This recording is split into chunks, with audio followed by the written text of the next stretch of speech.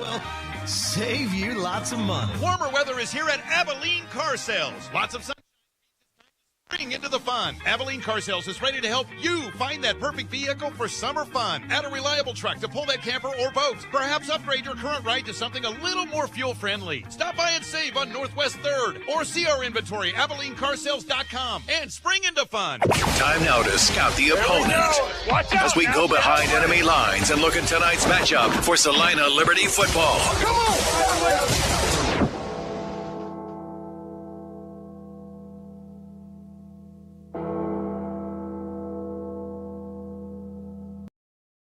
Back here on Countdown to Kickoff at Tony's Pizza Event Center. It's brought to you by Comfort Heating and Air. It's going to get hot probably next weekend. I'm going to peg next weekend for our first day over the 90s. So you want to make sure your filter is ready to go. It's clean and changed, and everything safety-wise is up to par with your air conditioner. Got a lot of summer ahead of us, so make sure you call the experts at Comfort Heating and Air. They're in a new location on Broadway, moved into a brand-new building, and Tucker and the boys got everything just rolling over there. So Comfort Heating and Air, call and make an appointment today. Get your air conditioner cleaned and checked. Brian Berner, Devin Haney back here behind enemy lines. And, boy, this is a big, big game here looming as we take a look at the Sioux City Bandits as the Salina Liberty get ready for their last game of the regular season. And Brian, we look back, let's just kind of – it seems like it's been forever since we played a game. We were clicking them off there going so fast, and then all of a sudden a hard reset, I think, is what you would call it in the electronics industry, where – we just unplugged. I know Coach O had a chance to go home, and some of the players also did, and just kind of a hard reset. And I think it comes at a good time, coming off of 3 straight wins since your last loss against Omaha over a month ago. Not successful and execute in both those games, then you get another off week at that first round of playoffs. So a lot of big things. I added big. You only threw 2 bigs in there. I think this is a 3-big game, a big, big, big game from the standpoint. And I came into today thinking, this is a have-to type win. But when we look on paper, it's not necessarily the case from the standpoint that next week's game becomes a big, big, big, big game. I'm going to throw that 4th one in there because it's going to go head-to-head against Gillette. And regardless of what comes out tonight, that game will basically determine potentially who gets that number 2 spot and a first-round bye. I'm going to guesstimate what Coach Ron O'Neill's going to tell us in the next segment when we get a chance to talk to him coming up. But I'm going to guess he's going to say this is not a must-win game. the Liberty already in the playoffs. Right now it's all about positioning, right? It's whether you're going to start on the front row, in the middle, or back of the pack. And right now, coming into this week, the Omaha Beef, they have been far and away the best in the league as far as wins and losses. They are 9-0. They have locked up the number 1 seed. They will have home field advantage throughout the playoffs. Now, this is where it gets interesting because you have the Gillette Mustangs, easily the surprise of champions indoor football this year. They're 7-2. They are coming off of a loss, though, however, and that brought them back to the rest of the field. They had a chance, really, to kind of set up a big matchup. I mean, you can go 6 bigs on this one next week. It's still going to be big, but Gillette can be slid out of that 2 seed now next week or any other time. I mean, they have a game that they're sitting there waiting right now on Salina. So they're 7-2. Salina and Sioux City, they have the toughest roads ahead, and that includes games with each other because they are both sitting at 8 games. They are a game short on the schedule. So Salina has 6-2 for a record. Sioux City at 5-3 for a record. They will battle it out tonight. Salina can lock up the 3 seed with this game if they win here tonight and then set their sights on a game in Gillette next weekend on Saturday night. Other teams in the playoffs, Billings at 5-4, Southwest Kansas at 3-6, and then you have Topeka and Rapid City that are going nowhere after this season. They are 0-9, so we already know who the playoff field is going to be. We just don't know in which order they're going to fall. Yeah, and then I think you never want to overlook some things, but to me, how I determine tonight, how do I want to set myself up? Who do I potentially want to go against? I want to set myself up to, has Billings gotten better? Has Sioux City gotten better? I haven't technically seen Gillette other than on, on television. So where are we going to be at? I look at what Sioux City, when we went up to Sioux City, it was a game back position, which you definitely have to be. I think we've improved defensively. I don't know if I can say the same thing for Sioux City. I think they've just kind of stayed the course. They've made some changes, but I don't know if they've made those impact changes like Salina has. This game interests me a lot because, as you said, it was all the way back. It was week 2 when Salina lost that game at Tyson Events Center in overtime. And as you said, struggling at the quarterback spot. Coach Ron O'Neill played 2 quarterbacks in that position up. Now, when you look at this, I'll have to go back and look, and I'll talk to Coach O about this coming double-digit roster change. With that, you do get the experience when it comes to this time of year. Yeah, and the thing with Salina, and I think they've had this tendency, and ask Coach this, the perception that I have is Salina has not put a solid game together on both sides of the ball, or all 3 sides of the ball. I don't think they may say it's not going to be impacting.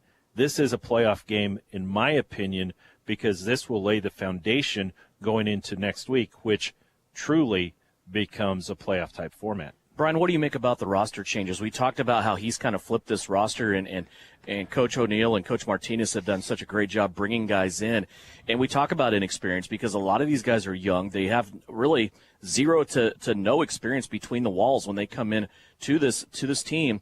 But then during the bye week, you get some names that are going to come back and wear the red, white, and blue that are Salina staples. At wide receiver, we see the insertion during the bye week of Rashad Pargo. We also see the insertion of veteran offensive lineman Kamali Matthews. We also see Keenan Gibbs on the defensive line back in the mix. So when I say those 3 names, I take a step back because if I'm the rest of the league, I kind of crap myself. When you look at this, because, those are guys that are veterans, not only in Champions Indoor Football, but they've played fan control football, they've played AFL football, they've played IFL football. They are veterans. Yeah, they really are. I think, what type of shape, how much can we get out? How many plays or series can we get out of Kamali Matthews tonight? That's going to be interesting to see. Rashad Pargo is the guy that I'm excited to see how well can he and Ed Crouch connect. Pargo's always been, whether he's been with us or another team, he's been a go-to guy that has just made big catches at big times throughout. And remember, his best season as a receiver in Champions Indoor Football was with Salina, where he had an MVP caliber season. He could have been considered for the most valuable player that year without hands down. Then he went to Omaha. From what we understand, he's been in Albany and got caught up in the Antonio Brown mess. we'll kind of check on that a little bit too. We'll talk about that during the broadcast. But this is a roster that really, when you look at it from top to bottom, it's primed and ready to go, barring any injuries. Yeah, that's it. If we throw these keys to the game out tonight, one, stay away from injuries. Knock on wood, everybody stays healthy. But again, don't try to go above yourself. Do what you're capable of doing. The other thing is eliminate the dumb mistakes. And this is the one thing that to that Dodge City game or Southwest Kansas game, Salina made critical mistakes. They, in these last series of games, have made mistakes because they wanted to, and I'm going to say it, they showboated. They did things that they didn't have to do. If you are the defending champs, you know what it takes to win. These guys, if they want to call themselves professionals, they should know what they are expected to do and expect to do those types of plays. Don't showboat. Don't get in somebody else's face, because we've seen those have cost us unsportsmanlike penalties. It's cost us one of your top receivers for at least the first half of tonight's ball game, if not the whole ball game. It's cost us series that we could have gotten the ball over on change of possession, which resulted in touchdowns. So there's a lot of what ifs that are out there, but what do they all pinpoint back to? Stupidity on the part of some of our players. It will be interesting to talk to Coach Ron O'Neill in the next segment. I have seen him happier after losses than what I saw him after a win in Dodge City. He was extremely frustrated, angry, disappointed. Insert any adjective you want to have there, and he addressed it right out of the gate on the following Monday Coaches Show, and I didn't even have to go there. He went there and took me during that path, and you could tell he was not happy. So to have a bye week after that, and also a bus ride, right, which I understand the introduction of that on the way home was also colorful as well. Trying to get our head wrapped around all that and seeing what the outcome and what the improvement hopefully is here tonight, I think, is something that we've been wanting all year long, because you can have all the constructive criticism that you want, but if you don't improve from it, it goes for naught, right? Yeah. All the players have to do is look up at the end zone above their bench, and there's a banner hanging from last year. Take that and realize that's what the expectations are. Carry yourselves like champions, play like champions. Don't make those mistakes. We will be back with the first ballot Hall of Famer in the IFL. When we come back, it's Coach Ron O'Neill. It is countdown to kickoff for Liberty football here at Tony's Pizza Event Center against the Sioux City Bandits. Back with more after this on KINA. It's spring cleaning time, and that means you should add one more little thing to your to-do list. Call Comfort Heating and Air for an HVAC clean and check. Our technicians will make sure your system is in tip-top shape, so when warm weather arrives, your AC will be ready. That means cleaning your coils, checking Freon levels, double-checking all electrical connections for safety, even changing your filters. With locations in Salina and Clay Center, we are the company that cares. Comfort Heating and Air. You can rely on the company that cares. We're Comfort Heating and Air. Precision Electrical Contractors, LLC in Salina is now hiring full-time electricians in the central Kansas area. Licensing and experience in the commercial electric field is preferred but not required. Must be a team player, performance-driven, and have job safety as a top priority. Precision Electric's benefit package includes health and life insurance, 401k, paid vacation and holidays. A valid driver's license and pre-employment drug screening is required before employment. Apply on our website at pecsalina.com. Equal opportunity employer. Back here on Countdown to Kickoff, getting ready for the last regular season game for the Salina Liberty in our segment with first ballot Hall of Famer Ron O'Neill. And Coach, coming off of a bye week, Brian and I were talking last segment, it just kind of seems like it's been a while since we played, and I think it's safe to say this bye week was kind of a hard reset, wasn't it? I mean, you got a chance to go home and catch up on some things. I know the players did a lot of going home and catching up on some things, get the body right. And how'd the bye week go for you? And just from the team perspective, kind of came at the right time, didn't it? Well, yeah, according to looking at my yard, yeah, it definitely did. I went back and did a lot of weed whacking and cutting of grass and removing this and that. And so, yes, it was definitely the right time to get back home and get that type stuff done. But in all seriousness, it was good for me. When I go home, it's whenever the last bye week is, that's when I go home to reset and understand my why. Yeah. My why is my family. If I had a job like this in Billings, I would be in Billings. But to have the job that I have here with the ownership group that I have here, how they treat me, and understand that, yes, I'm away from my home and everything, and they do everything in their power to make it comfortable for me. But when you go home, that's when you really see it. To be there the day-to-day with your kids and everything, and with family and things of that nature, you figure out, you re-energize and your why of why I'm away from you guys.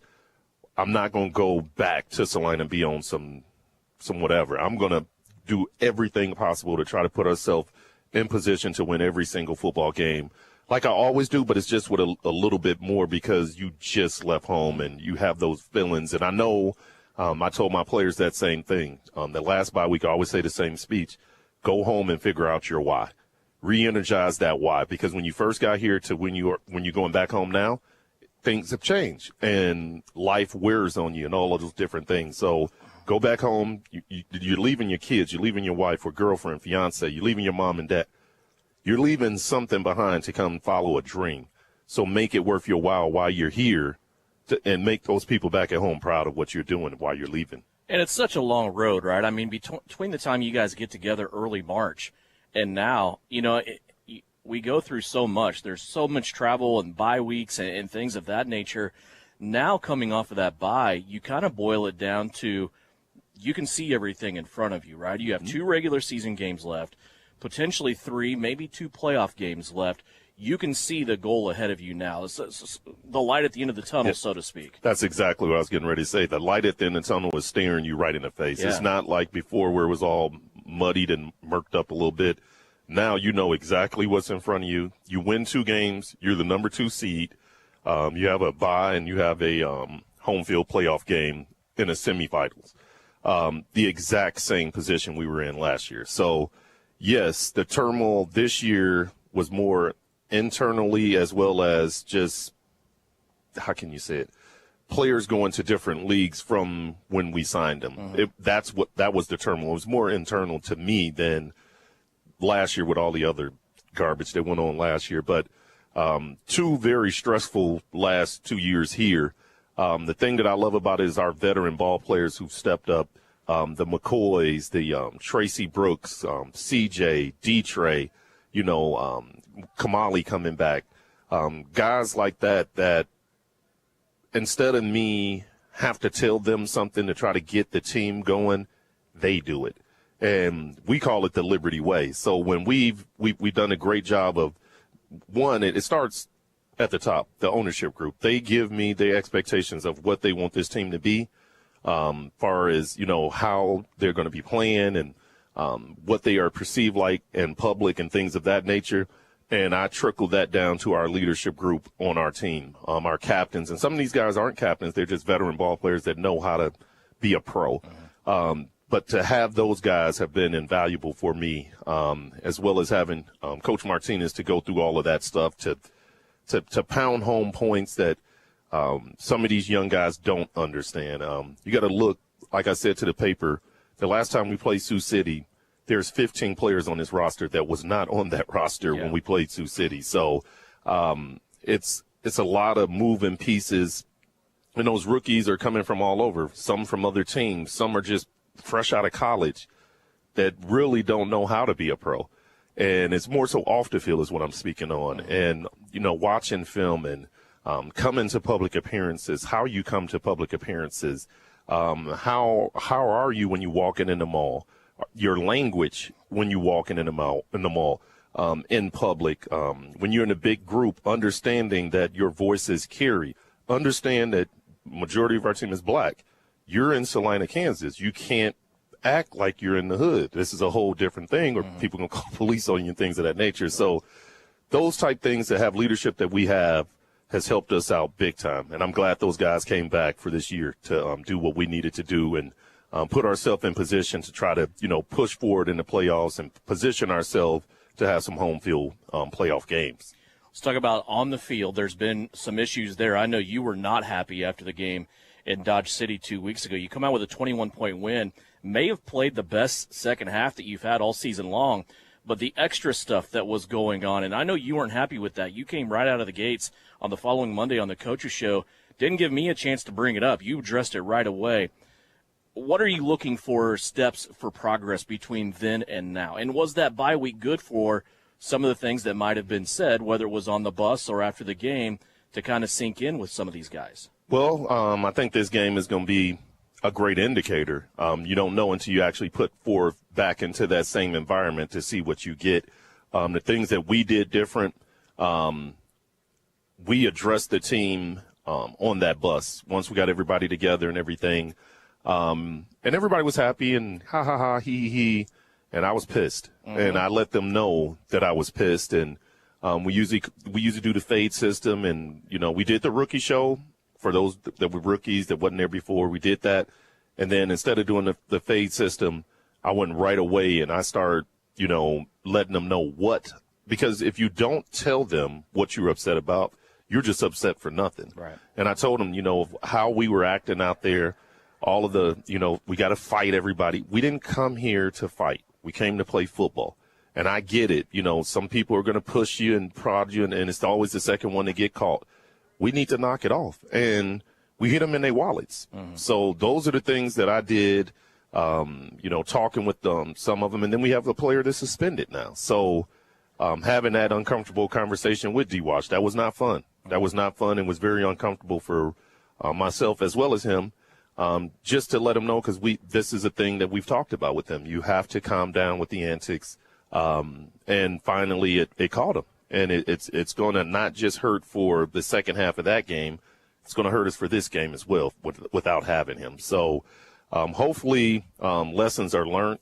And sometimes, like I always say, I live vicariously through my players. Hopefully they can learn vicariously through D-Wash and understand that you can't act like that in the professional league and expect to stay in the ball game. Hopefully that's the message that I've been trying to echo toward them, but hopefully it starts to resonate. You mentioned 15 roster changes since the last time you played Sioux City back in week 2. That was a game you went into overtime with. We've talked a lot about the quarterback spot. You played 2 quarterbacks in that game. Ed Crouches came in. He has shored that position up. But you even had 3 additions to your roster during the bye week. Kamali Matthews, which you've already mentioned, coming in. He's going to step right back in at right guard. He has been XFL, as you said, every league he's played in it. He is coming back, and I know that you love that. He's one of your guys that was in Dodge City. We always talk about that transition.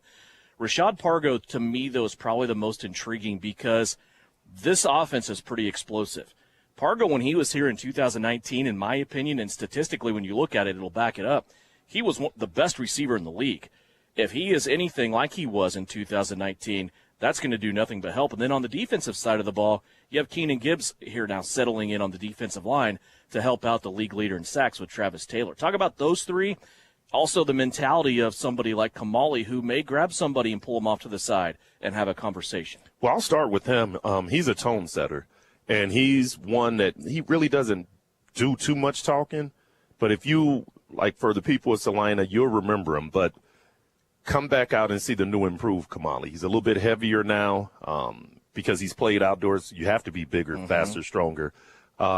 We had a practice Thursday where he threw a person over a wall on a block. This was in a team setting. So when you say a tone setter, that's what he is, and that's what he's going to bring to this game. And as not just this game, but for the rest of the year, which we didn't have, to go along with his leadership style is lead by example. He's one of the hardest workers. He's going to watch film. He's going to hold people accountable on offense as well as defense, as some of the defensive players found out in practice that wasn't here with Molly before. But I'm very excited to have him back. Pargo is a guy that, if you remember, he played here 2018 and 2019, and in those 2 years he had close to 40 touchdowns. So a guy that has gotten it done, and not just in regular season, gotten it done in the playoffs, because he was a big part of in the 2021 game. He made the biggest play of the game on 3rd and 18. He caught a fade up the wall for 25 yards to give him that first down that they eventually scored on and was the game-winning touchdown. So he's played in big games. He understands indoor football. He understands our scheme. He's a touchdown waiting to happen. He's a very team-orientated guy. And he brings personality. That's the reason I was a little late today coming up to the show, is because we were arguing about who was better, Tom Brady or Peyton Manning. And course, I said Tom Brady. He said Peyton Manning. And I'm like, look at the weapons. So, I mean, he brings that type stuff that he can, he's going to – he fits right into this team. The other one, and Keenan Gibbs, is a guy that, we brought him in last year to play defensive end. Through injury and necessity, he went and still led the league in sacks from the nose guard position. Now, with us having a pretty good nose guard in Parker, he gets to play the position we've been wanting him to play 24/7. So I'm very excited to see him getting majority of his reps at defensive end. The last time where he was just strictly a defensive end was in, I think it was 2018 or 2019 with Wichita, and he led the league in sacks. I think he had like 19 and a half sacks from the defensive end position. So if we could get anything like that or anything close to that from him, Pargo, and what Kamali bring, that would be a boost to the team. And it also brings that competition for the guys that were already here to understand that the states have risen, and so has the talent. And now you got to come meet that. And if you can't, hey, keep working, try to get better and things of that nature, because I do feel that we have the 25 guys that we need, maybe minus one or so, that we need to go win a championship and contend. But it's all about now going out and proving it on that football field and being consistent and executing the game plan. That's the key that we kept saying. Execute the game plan. Execute the game plan is the key for us this week. Although this is a huge game, knowing you through our conversations, I'm going to guess you're not going to call it a must-win because we're not at that point yet. What do you want to see most from your guys tonight? Well, one, I want to see improvement from the previous 3 games to now. We spent a lot of time in that meeting room on Monday as well as Friday, reviewing the film, showing them the different things that we need to get better at, cleaning it up on Friday, going out on the field on Tuesday and Thursday and Wednesday, getting that work in. I want to just see improvement as far as, the turnovers, the missed assignments, and just holding our cool when in times of adversity, to not be the one that's getting the penalties, to clean our act up as a team and not be known as a bunch of hoodlums, but be a football team. And that's the thing that I've prided myself on every year I've coached. And this year is going to be no different. We're going to hold people accountable. Either you're going to do what I ask you to do or you won't be here. So I'm thankful that my ownership group has given me that power to do that, and they helped me with that as well. So that's what we're looking for this game here. Sioux City and Salina, it's the repeat. Salina trying to get one back here at Tony's Pizza Event Center, the last game of the regular season. First ballot Hall of Famer Haran O'Neal, best of luck to you tonight. All right, thanks again for having me. We'll be back with the coin toss kickoff right around the corner after this on KINA. It's spring cleaning time, and that means you should add one more little thing to your to-do list. Call Comfort Heating and Air for an HVAC clean and check. Our technicians will make sure your system is in tip-top shape, so when warm weather arrives, your AC will be ready. That means cleaning your coils, checking freon levels, double-checking all electrical connections for safety, even changing your filters. With locations in Salina and Clay Center, we are the company that cares. Comfort Heating and Air. You can rely on the company that cares. We're Comfort Heating and Air. Spring cleaning time! A wonderful time of the year. Winter is over and hope springs eternal. You have the windows open. The birds are singing and you can't help but notice that smell. That awful smell. What is that? That is your septic system backing up into your home, making spring flowers smell, well, like a friendly reminder from Salina Septic Service. If you haven't had your septic system pumped out and cleaned in the last 3 years, you are asking for trouble. Salina Septic Service. You better call today. You're listening to Salina Liberty Football on KINA Sports. Welcome into Tony's Pizza Event Center. We are ready for a big game, maybe the biggest game so far of the year for the Salina Liberty and the Sioux City Bandits, as both these teams coming off of a bye week, and they are revved up and ready to go. My name is Devin Haney, along with Brian Berner in the booth. We'll bring you play-by-play of tonight's contest. Also, Big Sam Pretty producing and engineering on the radio side. Brian Dennett, David Hawksworth, and Nathan King providing video here at Tony's Pizza Event Center, courtesy of our friends at Ryan Roofing. And you can just kind of feel the electricity before this one, Brian. This is a huge time, and I think it's fair to say playoff atmosphere is here. Yeah, I think it is. And, it's one of those things, a few minutes ago, I didn't really sense it. But as soon as those lights came back out and after that coin toss, you could really get a feel, and you can see it from the players that they are ready to go after it. You know, we talked in pregame, Coach talked about it, you know, some of the implications on this.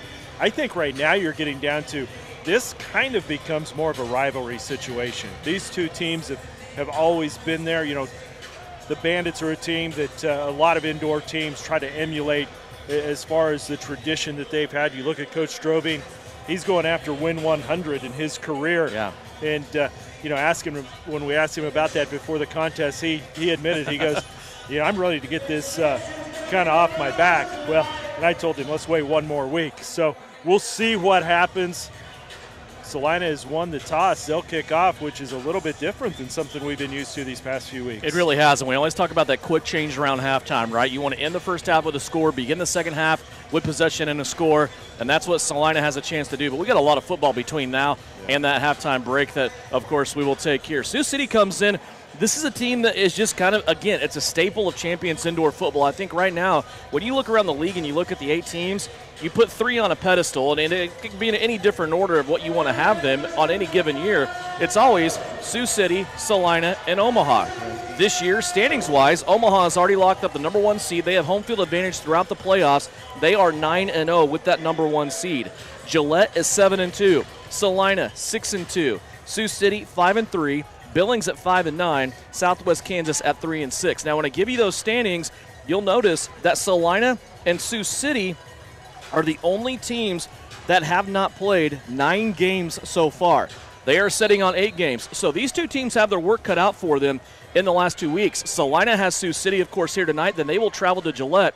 Sioux City here in Salina tonight. They will go to Omaha next week. So big 2 weeks for these two football teams, and it starts here tonight with Jimmy Kozlowski kicking off for the Salina Liberty. Jimmy has his hand in the air. He has a ball dead center of the field, and he's going to kick it off. It's going to bounce at the 15 and then skip into the hands of a Sioux City player at about the 15. They'll bring it out across midfield, and very good field position to start out here for the Sioux City Bandits. Looked like Linwood Joyner. Yeah, very quick. Yeah, kind of, you know, in that same little bit similar mold as to Ed Smith. It's rare you find a guy that Ed actually has a height advantage over. Taz Wilson, the 6'4", 230-pound quarterback from UAB, leads the league in a lot of passing stats, including second in yards for the season, first in touchdown passes with 29 touchdown passes on the season. He is a big mobile quarterback who, as Haran O'Neal said, has an arm from the gods, which I thought was the highest of compliments. Back to pass. Taz goes to the left-hand side, and he's going to come up empty on that play. Wilson was looking down the left-hand sideline. Coverage provided there by Dontre Matthews. For the Liberty, across that front line, that's where it's all going to start for the Liberty. Parker Clemens, the newcomer, now in his 3rd game with the Salina Liberty. He is on nose tackle. To his left-hand side, Keenan Gibbs back at his natural spot of defensive end where he led the league in sacks when he was with Wichita a couple of seasons ago. To the right, the current league leader in sacks, Travis Taylor, with 10.5 coming in to tonight. 2nd down and 10 from the Liberty 23. Sioux City wearing their black tops, white pants, flag on the play. And a give to Brandon Mites. And he will be arrested immediately at the line of scrimmage, and now we'll have to check the flag. I wonder if we had an illegal defense. And we do. It's always the go-to, right? When you don't know, you guess that 99% of the time, you're going to be right. And it went against Keenan Gibbs, and so I'm not surprised he's got an illegal defense from where he was lined up. Just hasn't been inside recently. So, you know, that's going to be 1 or 2 you may expect as he kind of gets some of the bugs worked out there. But he will come at you. He'll get it taken care of and fixed very quickly. Gibbs with 19.5 sacks when he was with the Wichita Force before coming to Salina. Here's another defensive penalty, it appears. Looks like one of the linemen again stepped off sides, and that will give Sioux City a 1st down and 10 free yards on back-to-back defensive penalties, if that is what it is. Yeah, I think you'll see this one going against Clemens. Was not in his stance.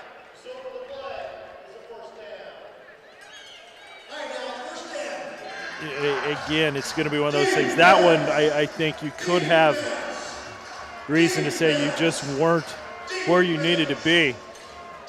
Yeah, these three guys, it's the first time that they've played against, with each other. You've got Shaq Bradford, who's on the bench to start the game, which is why you've got these three guys in there right now. Donovan Jackson, Cedarius Ruckert playing double linebacker. Here's Clemens swallowing up the ball carrier for Sioux City right at the line of scrimmage. They might give Drew Prohaska a gain of 1, but it will be 2nd down and 9 as Coach O was really excited about the possibilities and the upside of this defensive line now that he feels he has the 4 guys that he wants. Yeah, and that time Clemens, he had some penetration, and then Prohaska went through, and Clemens just did a quick rotation, got his arms out, and just that pure brute strength was able to bring him down. Fred Bruno leads the league in yards. He is off to the right-hand side.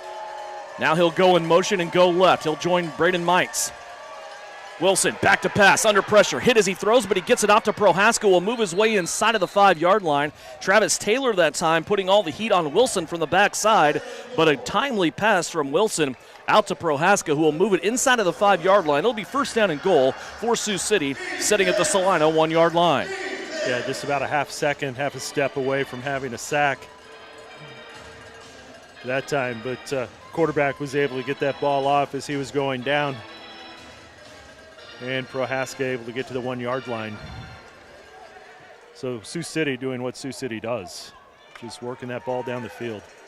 Wilson will duck under center. Has 2 running backs behind him.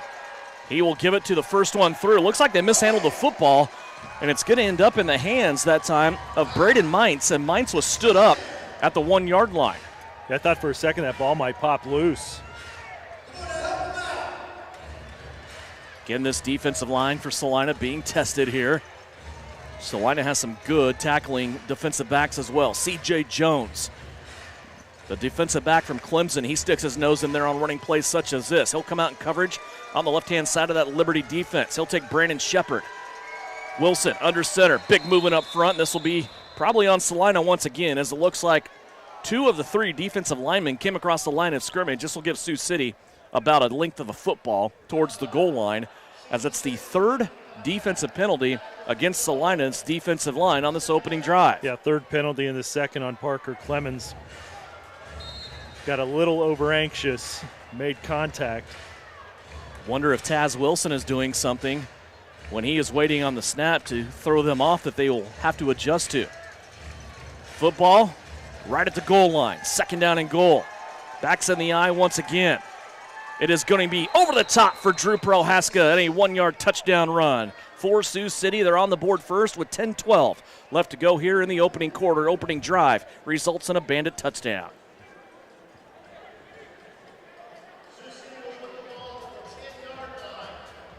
Interesting. Immediately, the ball goes to the 10-yard line. So a 4-point opportunity. You flash back to week number 2, though, at Tyson Events Center. Irv Strobing and this Sioux City offense forced the hand with Salina. They did this on a regular basis. Yeah, and they're going for a drop kick. Something you don't see that often. Brandon Stewart will try the kick, and it is no good. Not even close. Hangs out to the right and a little bit low. That'll bring us to our first media timeout. 1 drive for Sioux City. They come away with 6 points. Salina will have their turn when we come back. After this, it's Salina Liberty Football, brought to you by Ryan Roofing on KINA. When pests have become too much, it's time to call Hassman Termite and Pest Control. With staff having over 150 years of combined experience, we offer all services for structural pests: termites, ants, roaches, spiders, crickets, mice, and bed bugs. In our 60th year of our family serving yours, give us a call or visit us on the web at hassmantermite.com or see us on Facebook. The Tony's Pizza Event Center is open for business and ready to welcome you. Whether you have a group of 12 or 1,200, our staff can help you plan the perfect event. With 8 meeting rooms and over 18,000 square feet, the Great Plains Manufacturing Convention Hall has plenty of room for your conference, trade show, wedding, or banquet, while our in-house food and beverage team can craft a menu to suit any event. Schedule your personalized tour today by calling Tony's Pizza Event Center or visit Tony'sPizzaEventCenter.com. The CIF champions play here. Liberty Football with Eagle Communications. For over 30 years, Ryan Roofing has been the area's leader in commercial roofing installation. Over 10 million square feet of Duralast roofing. Now, Ryan Roofing is expanding their expertise to the residential properties to better serve you and your home. Shingles, windows, siding, and gutters. Call Ryan Roofing in Salina today for a free roof assessment and get the expert advice you need. Ryan Roofing, serving commercial businesses in the area for over 30 years and now working for you on your residential property. Spring cleaning time! A wonderful time of the year. Winter is over and hope springs eternal. You have the windows open. The birds are singing and you can't help but notice that smell. That awful smell. What is that? That is your septic system backing up into your home, making spring flowers smell, well, like a friendly reminder from Salina Septic Service. If you haven't had your septic system pumped out and cleaned in the last 3 years, you are asking for trouble. Salina Septic Service. You better call today.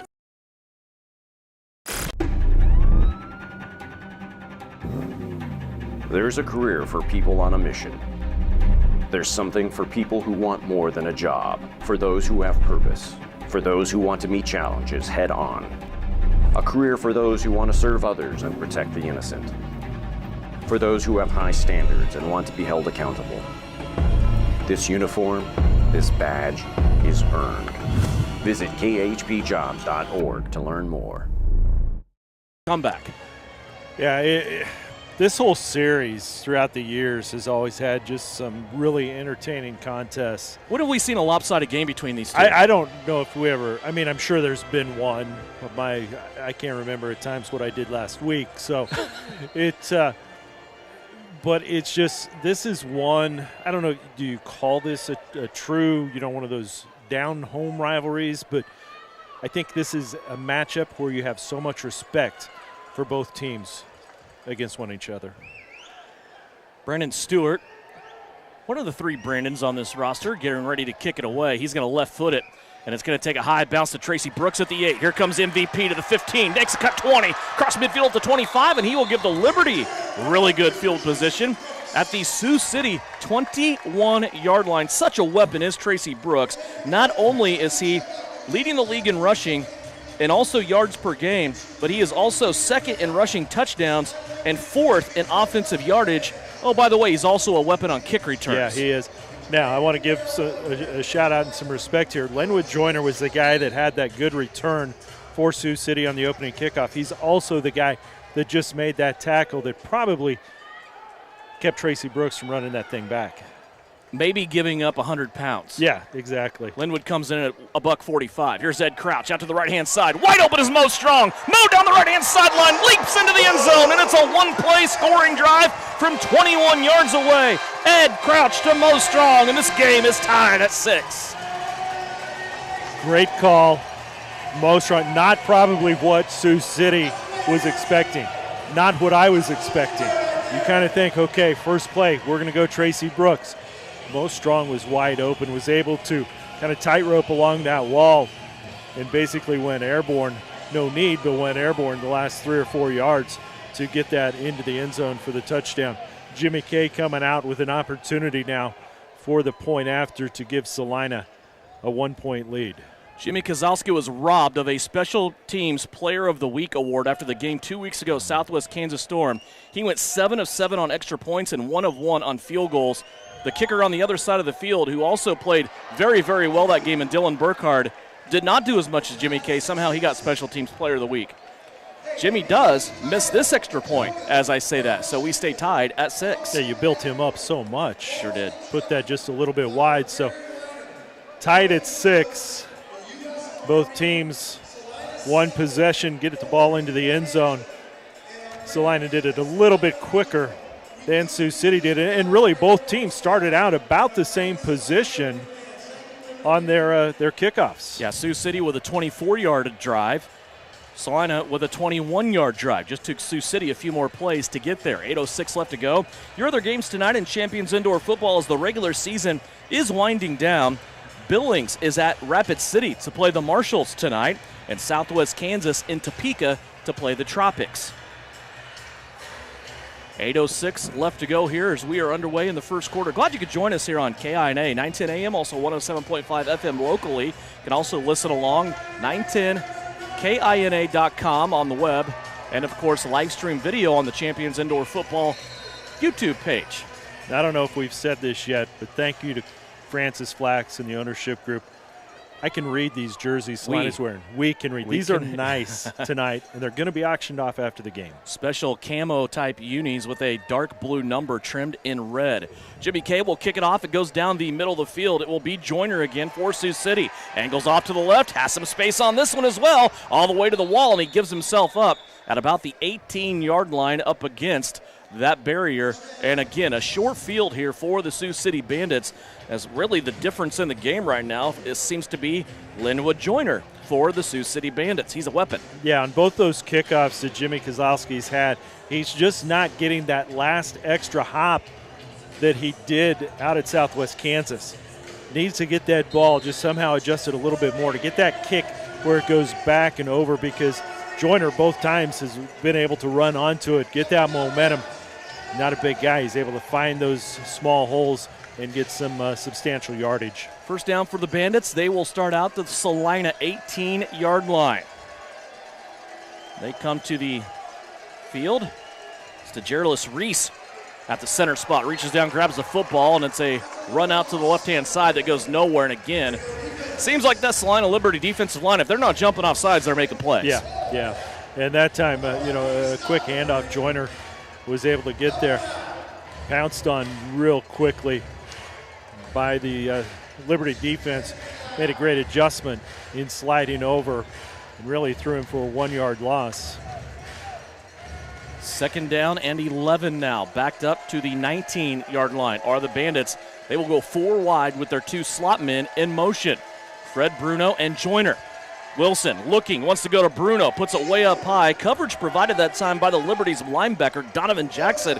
And this guy has done very well for the Liberty since he has joined the team. This now his 3rd game with the Liberty defense. Yeah, throws himself out in there and good coverage. I had a feeling that they were going to look and go towards Fred Bruno. He's just always been that mainstay. I don't know what you said. He's been in the league about 80-some years. 87 years, yeah. The same length that I've been doing play-by-play. We've been doing these games. Now Keenan Gibbs will slide to the inside as Shaq Bradford has joined the field for the defensive line of the Liberty. Wilson has a back to his left. Shotgun snap. They need 12 yards. Here's pressure from Taylor. Wilson gets away, puts it in the middle of the field, and it's going to be dropped. Making a beautiful effort with that football is Brandon Shepard. Shepard, though, came up empty, and it will be 4th down for the Sioux City Bandits. Think about that defensive line. You've got Keenan Gibbs, Travis Taylor, Shaq Bradford. Any one of those guys, insert them on any other defensive line, they're going to become the quickest linemen that team has. You've got 3 of those guys all on one team. Sioux City will bring on their kicker here. Brandon Stewart will have this placed down at his own 24-yard line. 34-yard attempt on 4th and 11. Straight right in the middle of the field. Snap a little outside. Stewart will put his left foot into it, and the kick is up wide right. So the Liberty will come out, and they will start on their own 5-yard line as they put a turnover here for the Sioux City Bandits and our next media timeout. 5:17 left to go here. First quarter, 6-6 is our score. Liberty football. When we come back, it's brought to you by Ryan Roofing. Normal acute. Salina Regional Orthopedic and Sports Medicine is a leader in comprehensive orthopedic services for North Central Kansas. From emergency and non-emergency surgical services to physical therapy and sports medicine, our team has the extensive training and experience you need for diagnosis, treatment, and follow-up care of any orthopedic-related condition. Salina Regional Orthopedic and Sports Medicine. Everything you need to keep moving forward. There's no better feeling than leaving the stadium with a win, unless you're leaving the car lot with a great deal. That's how it feels to buy a vehicle from SalinaUsedCars.com. Dozens of late model vehicles have been fully inspected and are backed by warranty. We accept cash or have financing for all credit levels. Whether you need a car, truck, SUV, crossover, or van, SalinaUsedCars.com has them all. Get the winning feeling of a great deal at one of our 2 locations or shop 24/7 at SalinaUsedCars.com. The CIF champions play here. Liberty Football with Eagle Communications. There's a career for people on a mission. There's something for people who want more than a job, for those who have purpose, for those who want to meet challenges head on. A career for those who want to serve others and protect the innocent. For those who have high standards and want to be held accountable. This uniform, this badge, is earned. Visit khpjobs.org to learn more. Duty to congratulate everyone and wish everyone good luck on the recent graduation and what may lay ahead for you in the future. I know we have colleges. It seems like every level of education now has a graduation, right? You got preschool, You got kindergarten, you got 3rd grade, of course, high school, college graduates, and so just good luck and congratulations to everybody that may be graduating here in the last couple of weeks or coming up in the next week or so. You're probably at that point in your life where you've been out of school longer than your age. Stings a little bit, but yeah. You've been out for a while. It's been a little bit. It's been a little bit.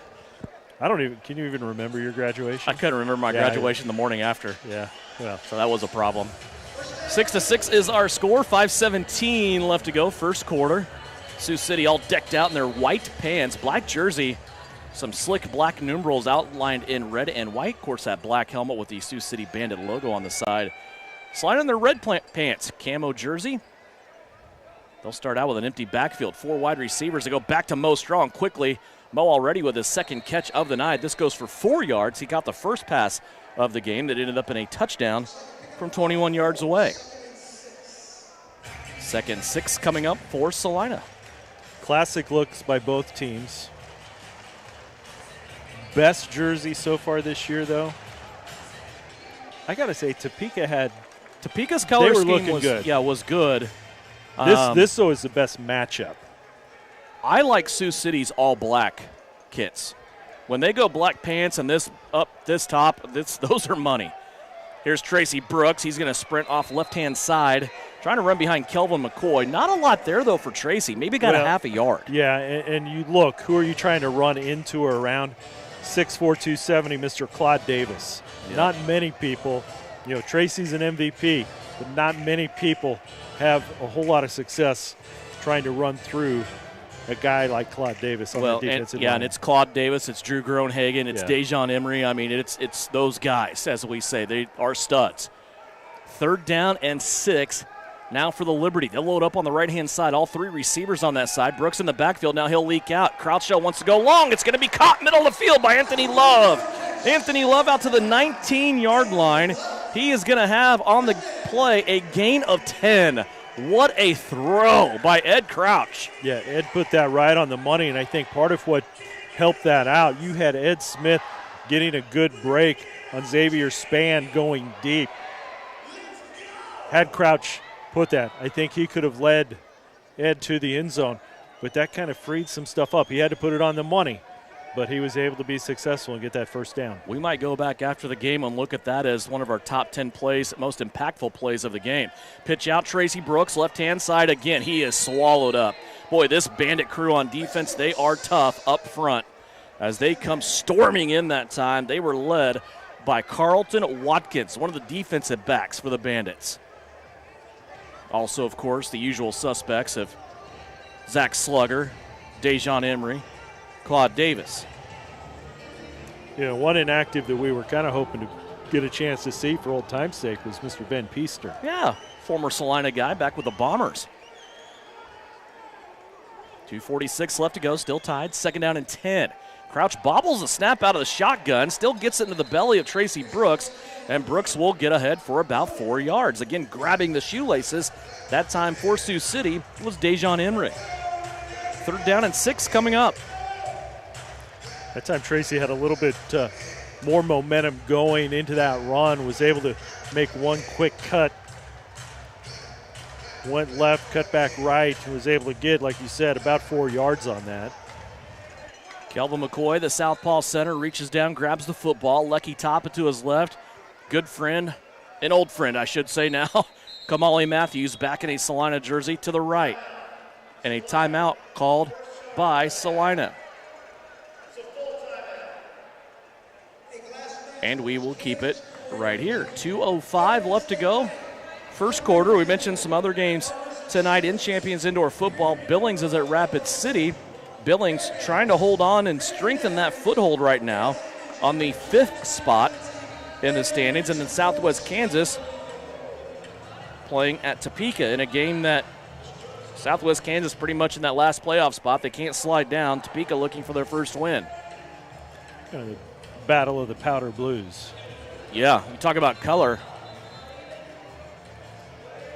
Very colorful game at Stormont Vale Event Center in Topeka. You know, before that timeout was called, you had the setup. The guy that, I think we're all anxious to see tonight is Rashad Pargo, who was lined up wide to the left. Kind of wait to see. You think back to games we've had, especially the last couple of years up at Omaha. It would always seem like there'd be a time where he just would break our hearts with some big catches. One of the best receivers in Champions Indoor Football, had an epic 2019 season with the Liberty. Now he's back. Here's Crouch, flag on the play, wants to go to the end zone, looking for Pargo. Pargo goes down between 2 defensive backs in the end zone, and now we have to sort out the flag at the line of scrimmage, and I think it's going to go against Salina, given the actions of Kamali Matthews. Yeah, I wonder if we're going to have a hand to the face. Kamali not happy. Of course, Kamali got offsides on the defense, holding on the offense, so we'll replay that one. Kamali Matthews came to Salina with head coach Haran O'Neill and others from Dodge City. Played a couple of seasons here. He left. He has been in camp with the Seattle Seahawks. He's been most recently in the XFL. Before that, played fan-controlled football, a lot like the Liberty quarterback, Ed Crouch.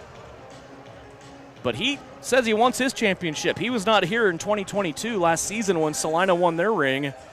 And Kamali dialed up Coach O'Neill and said, I want to come back. Of course, you're not going to tell him no. 3 receivers on the left-hand side. 3rd down and 6. Crouch hanging in the pocket. Middle of the field. Has Love again inside the 15-yard line. Anthony Love making those crucial catches over the middle of the field and moving the chains once again. Again, that ball was right on target. Anthony Love, there's been some games where A-Love has always, he'll have a good game, but he'll start off slow, make some drops. This time, that ball's right there, and he's doing what he needs to do. And that one went for 20 yards. 1st down and 10, now Liberty. They're at the Sioux City 14-yard line. Give to Tracy Brooks. Brooks starts, stops, and he has his 3rd 4-yard gain of the night as we enter the last minute of the first quarter. That time it almost looked like Tracy was slowed up because he ran too quickly into the back of his own lineman and just couldn't get around. And it was Kamali Matthews. Actually going to give him 3 on that play, Brian. 2nd down and 7. Anthony Love, Mo Strong out to the left, Pargo to the right. Against an Salina playing without Demarius Washington, who is suspended by the league. Here's Tracy Brooks, left-hand side, gets it inside of the 10 to the 9. Gains a couple on that play. So let's talk about D-Wash. He is the leading receiver on this team, one of the leaders in Champions Indoor Football. He is suspended because of a gesture that he made in Dodge City, but the second personal foul call was giving his son a football. Yeah, when you're the visiting team, you cannot give the ball away. Something all the players know, and it is a personal foul. So Demarius Washington setting out this game, and we're at the end of the first quarter. 6-6 is our score. Liberty threatening to break this tie. When we come back to start second quarter action, you're listening to Liberty Football on KINA. Think about the word precision. Precision is being exact and accurate. Isn't that what you want when it comes to electrical? Precision Electric in Salina brings exact and accurate quality to electrical jobs in Central Kansas since 2003. Precision Electric's focus on quality and performance, combined with their experience and dedication, creates a winning set of finished products which saves their customers money. Precision Electrical Contractors is looking for licensed journeyman electricians as well as apprentice electricians. Apply online at pecsalina.com. All right, here we go. Steve Z's Cars on the west side of Abilene. Yeah, Abilene Car Sales is the place that will save you lots of money. Warmer weather is here at Abilene Car Sales. Lots of sunshine means it's time to spring into the fun. Abilene Car Sales is ready to help you find that perfect vehicle for summer fun. Add a reliable truck to pull that camper or boat. Perhaps upgrade your current ride to something a little more fuel-friendly. Stop by and save on Northwest 3rd or see our inventory, AbileneCarSales.com, and spring into fun. This is Salina Liberty Football with Eagle Communications. Back here at Tony's Pizza Event Center, Devin Haney, Brian Berners. We are starting second quarter. Salina Liberty with a third down and 5 at the 8-yard line. In Sioux City territory, trying to break this 6-6 tie. Liberty have used one timeout so far here in this half. Sioux City has all 3 remaining. Here's the fake to Ed Smith. Crouch is going to keep it, and he's going to lose about 5 yards on the play, and then his helmet comes rolling off. And there's flags on the play. Yeah, it looks like we're going to have a face mask because the way that helmet came off. As a personal foul face mask, they're going to call it against Zach Slugger. So that's a big call here in this drive. Keeps the Liberty out of a 4th down play. And again, pursuit by Sioux City, really good there, throwing Crouch for a 4-yard loss, but hands up in the mask. And the helmet coming off of quarterback Ed Crouch. Yeah, and that's something, it's easy for us to say, hey, you know what, we feel for you, Sioux City, because that's very similar to the types of things that has happened to Salina these last 3 or 4 weeks. That'll move the football all the way to the 4-yard line where it's 1st and goal for Salina. Aleki Tapa, left guard. Kelvin McCoy diagnosing the defense. Kamali Matthews on the right guard. Crouch with Tracy Brooks. Fake to Tracy. Crouch is going to keep it, trying to get to the left-hand side. Breaks a tackle, spins out of another, and into the end zone is Ed Crouch. Ed Crouch going to his sock, pulling out the marker, and he's going to autograph a football that he kicks into the stands.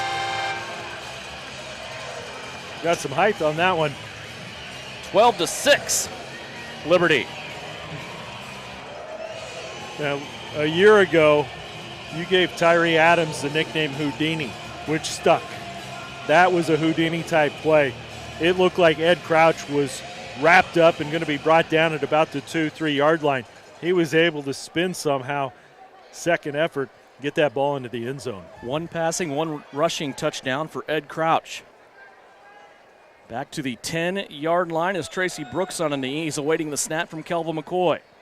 See if the Liberty can get this kick up and in. They do as a Liberty helmet comes off. Kamali Matthews asking the official, why isn't there a flag there, as he is the one without a hat.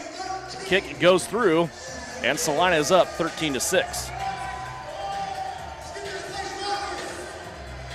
Coach O'Neill quickly steps in and talks to Kamali Matthews. And I think this is one of the things where we're seeing a little bit of progress from some of the teachings that Coach O'Neill and the staff have had, because last time out, you would have seen Salina probably be the aggressor in some of these follow-up altercations. This time, you know what? They all stepped in, they backed up. As coaches always stress, hey, let your play on the field do the talking. Well, and a couple of different interesting things I think happened after that game in Dodge City. Coach was very upset. Right. When you look into his eyes. I did. When he is upset, you don't ever want to do it again. No. Also, a bye week for people to evaluate. and mentally ask themselves, are we acting like champions? Yes, you are being poked, prodded, things like that, as Coach O said, but you're still the champions. Yeah. That's why that's happening, because Salina's the champion, still they aren't. The third thing that happened is people like Kamali Matthews coming back into this camp and speaking in front of the team as he did this week. Right. See if Sioux City can respond here. They have Fred Bruno back deep. So far, the guy, though, has been Linwood Joyner with a couple of really great kick returns for the Bandits. This one's going to go away from Joyner and end up with Xavier Spann at the 8-yard line. He was backpedaling to get that football. Still gets around a couple of Liberty players, but then was swallowed up at the 9-yard line by Tristan Gould, who has been really good on special teams this year. Tristan's done an outstanding job. I have all the respect in the world for Tristan Gould. He was a key component of this team last year when Tracy Brooks was hurt. The MVP is back, and he's playing well. Tristan has to find a spot on this team as well as being the number 2 running back, and he has embraced the special teams role. Well, he has, but at the same time, Coach has done a great job of giving Tracy those breaks throughout to try to keep him fresh throughout the game. Tristan comes in, and it's like nothing's lost because you have just a solid, aggressive runner that really looks to run over people. Tristan and Tracy both had 2 touchdowns in the game against Southwest Kansas 2 weeks ago. Here's Prohaska. He's going to get through the hole and get to a gain of 11 before he is body slammed by the Liberty defense. C.J. Jones coming in and making a tackle after Prohaska rips off a gain of 11 for the Bandits. Is there a better face for hard-nosed, Midwest-style football than Drew Prohaska? No. He's so much fun to watch. And such a weapon. Running and passing game, he can do it all. This time he's going to line up out on the right-hand side. Fred Bruno on the left along with Brandon Shepard. Braden Mites is still in the backfield. He is going to lead block here for Prohaska, who takes one right in the ribs, this time from Antoine Brown. Brown comes in with a heavy hit. Stops Prohaska after a gain of 1. 13-6 Liberty. They have scored the last 13 points of this game. 12 minutes left to play here in the second quarter. Yeah, Brown did a good job from that linebacker spot. Was able to see that play develop where Prohaska was going and step right up and make that stop. 2nd and 9 from the 19. Again, Mites in the backfield. Play action to Prohaska. Wilson wants to let one rip down the middle of the field, and it's going to be a good catch by Shepard. He took one up over the top in between 2 defensive backs and ends up getting himself in the end zone. And Brandon Shepard, one of the best receivers in the league, scores his 10th touchdown of the season. Nice play. Good effort. And that's exactly what we expected to see from Sioux City. Now they're going to put the ball, it appears, at the 5-yard line. Nope, they're going to move it back to the 10. And so you've got Brandon Stewart. He'll go back for that drop kick again, and so this will be a 4-point attempt.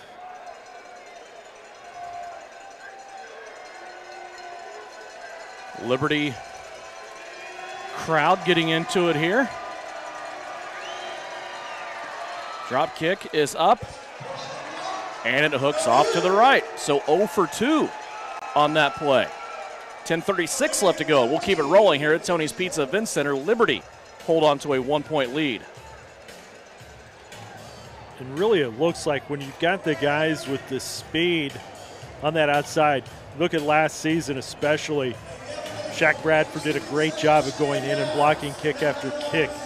Similar situation, and actually the kicker takes a little bit longer to get that drop kick off than a normal point after attempt.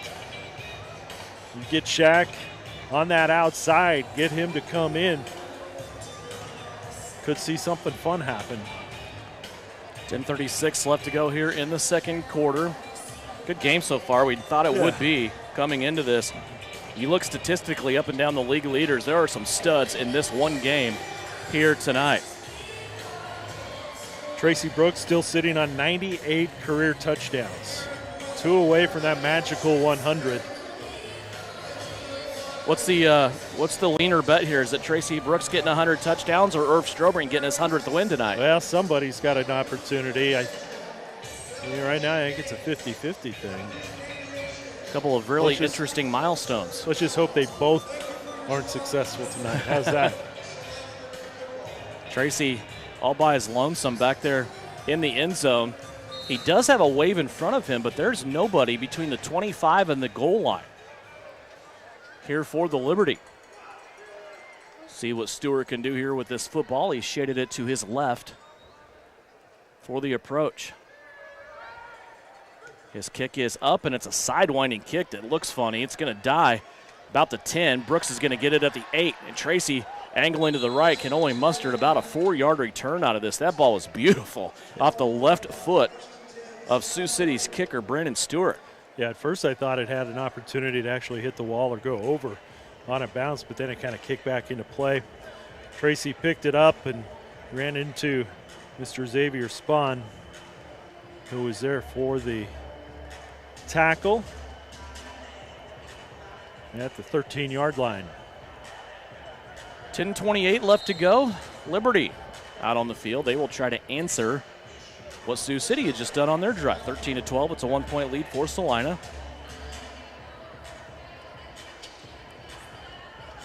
Salina will start out here at their own 13-yard line. Mo Strong, Anthony Love, Rashad Pargo off to the left. Running play away from that formation to the aforementioned Tristan Gould, who will get about, let's see where they're going to spot it here, 7 yards on the play. That was interesting, going kind of to the naked side that time without much for blocking. They did pull a lineman out, but that was a productive run, the biggest one of the night so far for Salina. Brings up 2nd down and 3. Again, Ed Crouch looking over his left shoulder at head coach Ron O'Neill. Now he's going to whisper something to Rashad Pargo. Again, 3 wide receivers on the left-hand side. Movement on the right-hand side of the Salina offensive line. Kamali Matthews thinks it's against the defense, but it's against him. He was matched up that time. You talk about a matchup with a couple of studs, Kamali Matthews and Dejon Emery.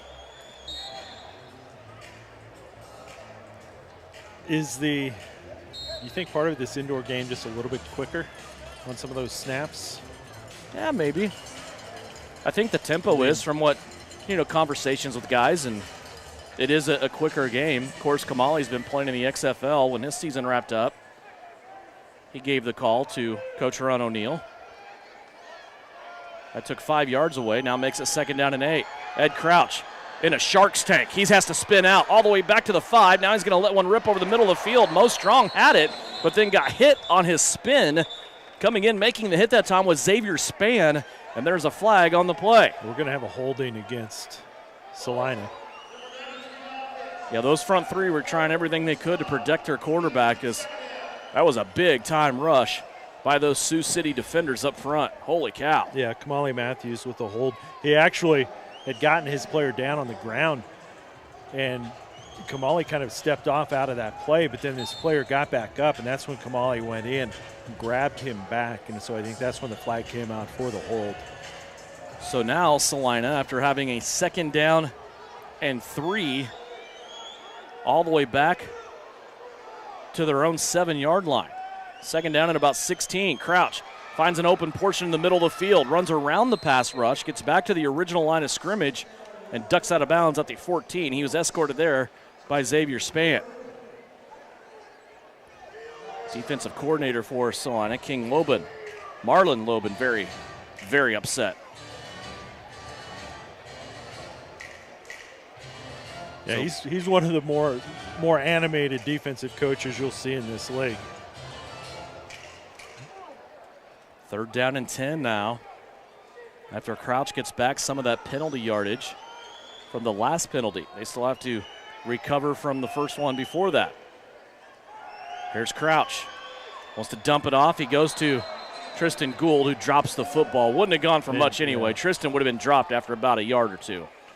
So 4th down coming up, and an interesting call here. Coach Ron O'Neill already walking to the bench. They're going to call on Jimmy Kozlowski at his cannon of a leg to see what he can do here. This is going to be a deep, deep kick from back inside probably the 5-yard line.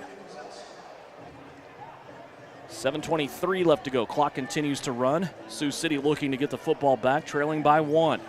55, 56-yard field goal maybe? Yeah, maybe not quite that.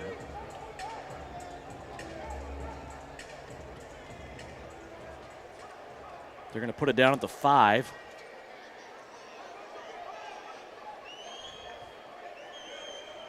About a 53-yarder from the spot. Kelvin McCoy back to Tracy Brooks. Kozlowski puts his foot into it. It's going to come up short. And a return opportunity. Here comes Sioux City back the other way. It's Fred Bruno, and he is taken down in the open field. Fred still got a good return there, but Tracy Brooks takes him down. For Tracy to do that after being the holder, the first man down the field. What a play by the former MVP. Outstanding play.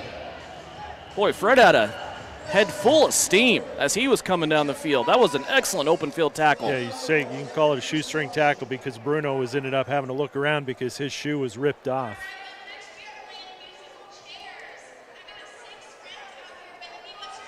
Looks like we got a media timeout.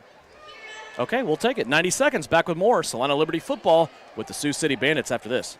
It's spring cleaning time, and that means you should add one more little thing to your to-do list. Call Comfort Heating and Air for an HVAC clean and check. Our technicians will make sure your system is in tip-top shape, so when warm weather arrives, your AC will be ready. That means cleaning your coils, checking Freon levels, double-checking all electrical connections for safety, even changing your filters. With locations in Salina and Clay Center, we are the company that cares. Comfort Heating and Air. You can rely on the company that cares. We're Comfort Heating and Air. Warmer weather is just around the corner, and we can feel it at Salina Wholesale Liquor. Now's the time to get quotes and place orders for those graduation parties, weddings, or spring break shenanigans. We always have great deals on case orders, 15% off for Wine Wednesday and Craft Beer Thursday. Save big now at all 3 locations. In Salina at Sam's Club, off 9th Street behind Qdoba, and on the corner of Iron and Ohio. We have better prices, we're close and quicker. Salina Wholesale Liquor. This is Salina Liberty Football with Eagle Communications. There's a career for people on a mission. There's something for people who want more than a job, for those who have purpose, for those who want to meet challenges head on. A career for those who want to serve others and protect the innocent. For those who have high standards and want to be held accountable. This uniform, this badge, is earned. Visit khpjobs.org to learn more. On KINA Sports. 6:45 left to go here before halftime. 13-12 Salina. They have just given the ball back to Sioux City at midfield. Salina Liberty football brought to you by Ryan Roofing. For over 30 years, Ryan Roofing was your authority in commercial buildings. With the Duralast system, now Ryan Roofing has turned their attention to not only commercial but also residential properties. If you are in the need of a free roof assessment, call Ryan Roofing and they will be happy to check out your place of residence and give you a free quote on what it takes to repair it. Storm season always so big, especially here in the middle of Kansas. You get those sizes of hail that you don't know if it did any damage or not. You always want guys like Ryan Roofing available to tell you if you need any repairs or not. It's that time of year. Some weird hail last week that we had. I drove through some of it. I got no hail damage on my vehicle. A mile away, somebody that I know got over $6,000 worth of damage. So that's good old Kansas. Yep. First down and 10. Sioux City going with a big lineup. Prohaska right up the middle, and there is Donovan Jackson. He comes in, and that looked like it had potential to be a big play as the seas parted for Drew Prohaska, but Jackson comes up, fills the hole, and holds that play to just 1 yard. It's kind of like when you open the door, there's a big old monster on the other side of it. Because that time Jackson was just right there, just bear hugged him, Drew Prohaska down. Second and about 8. Here's a Wilson back to pass, Taz over the middle, and again Jackson in there, and a flag comes from the side judge over here 15 yards away from the play. Ron O'Neill not liking that one, of course. Comes the defensive back play. I don't think I would argue with him, but he is not happy, of course, it goes against his squad. They're going to call pass interference on Donovan Jackson. Crowd does not like it. Well, and it's one of those things. I'm not going to say it wasn't. It's just one of those, I think, the positioning of it. Tough angle from where that official might have been at to see, was there actually contact? You know, I saw Salina went up, but potentially can you go up and over without having contact? So that will aid this Bandit drive. They've moved it now to the 16-yard line in Salina territory. 2 wide receivers on the left. They're going to give it to Prohaska. A little stutter step. He has to come back to the middle. There's Jackson once again with Antoine Brown. Prohaska is going to fight his tail off just to get 3 yards on the play. As he takes it to the 12-yard line, they're going to give him a gain of 4. Clock continues to run. 5:23 left to go here, second quarter. Yeah, he just kept those legs driving.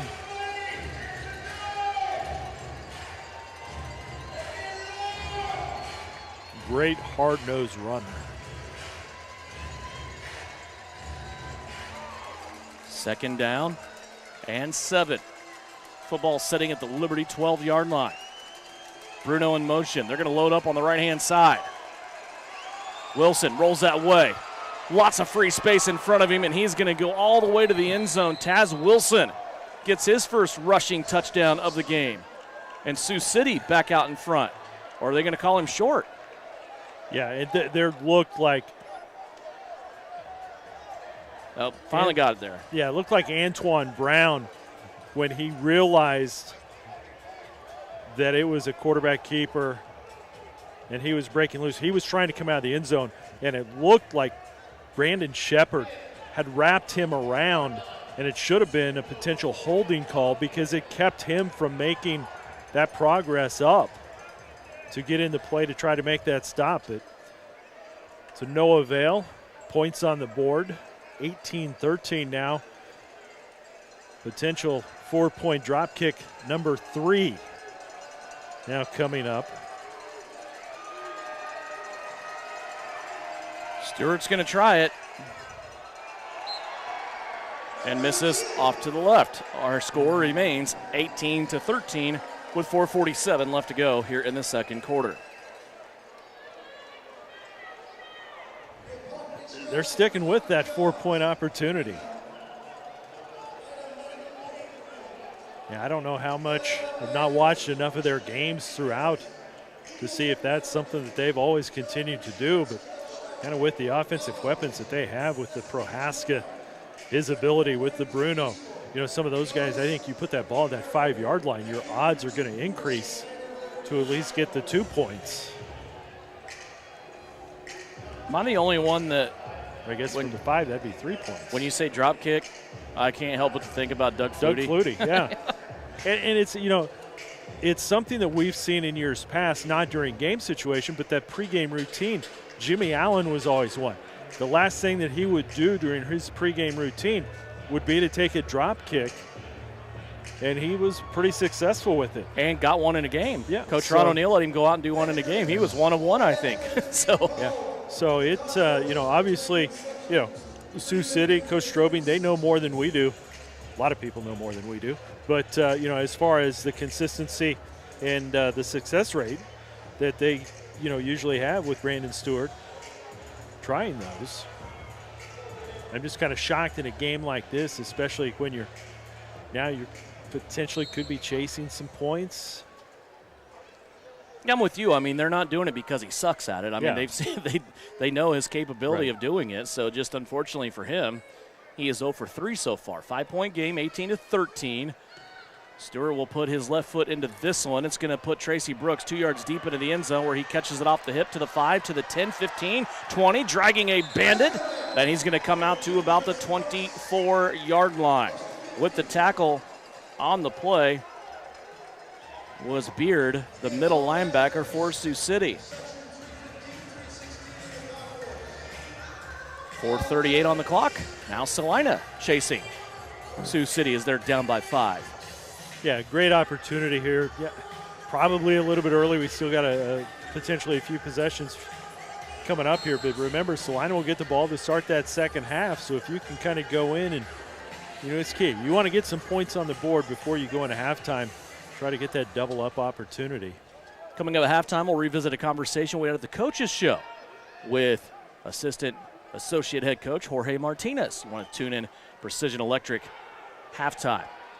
Here's Tracy Brooks to the left, and he is dropped for a 2-yard loss immediately by this defensive front for Sioux City. Dejan Emery in there once again.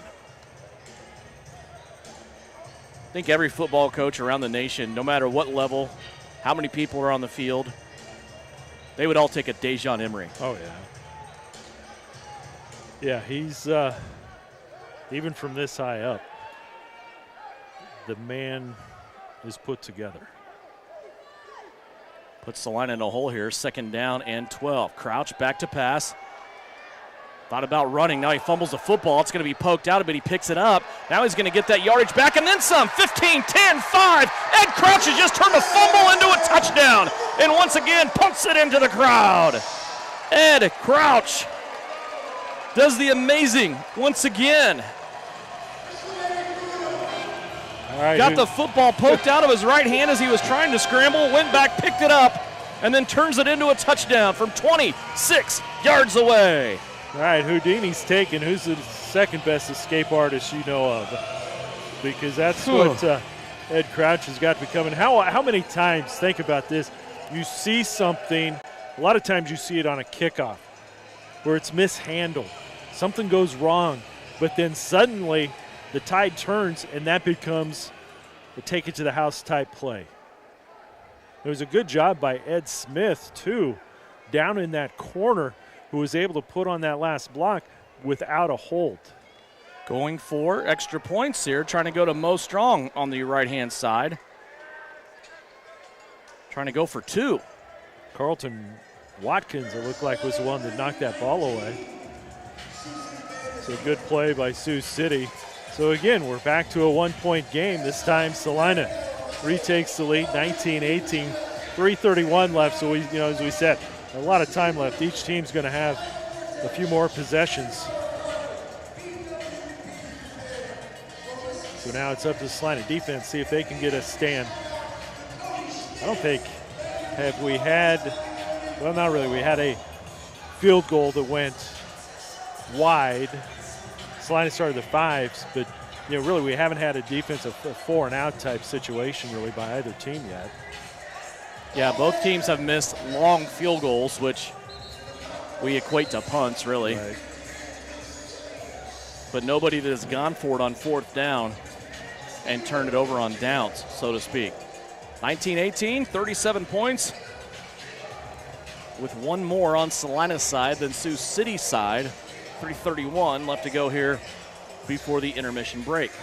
We'll see if Jimmy Kozlowski can get a kickoff where he gets that extra bounce. We talked about it earlier.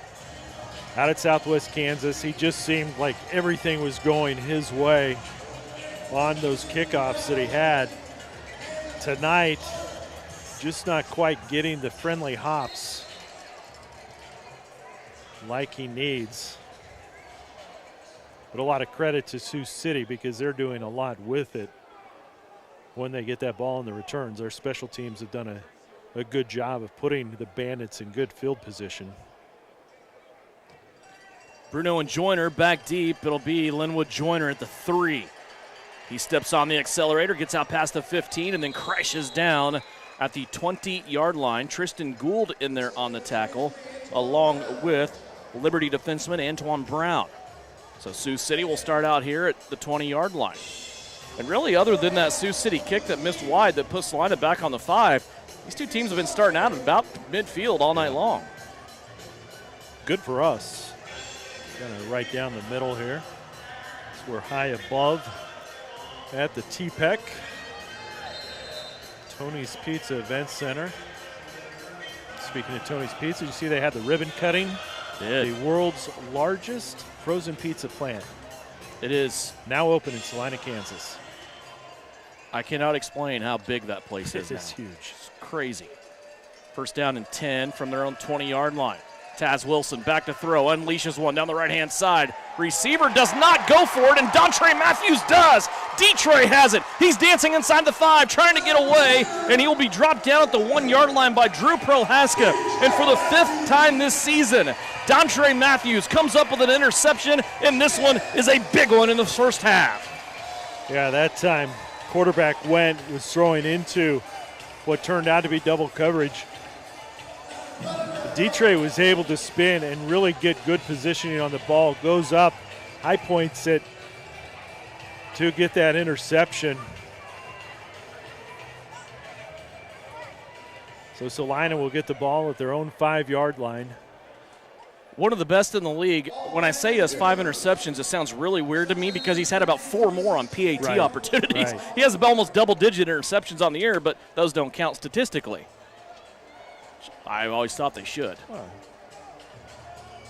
So Salina now at the 5-yard line, and this is truly a chance now to maybe double up. But you always have to be cautious of this Sioux City defensive front. 2:33 left to go, first down and 10 from their own 5. Pitch out, Tracy Brooks. He will zigzag, come across the 10 to the 12, and a flag at the line of scrimmage. Looks like we're going to have a hold.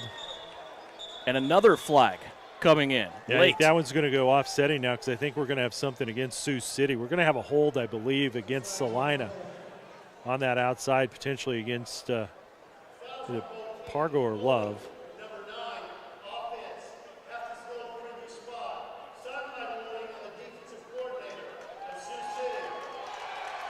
Anthony Love with a hold, but then Marlon Loban, who got involved in the action, so to speak, as a coach, got a sideline warning. That'll offset the holding penalty. Or does it? Well, he said it did. But now we're back within the 5, so half the distance to the goal. It did not. I wondered about that.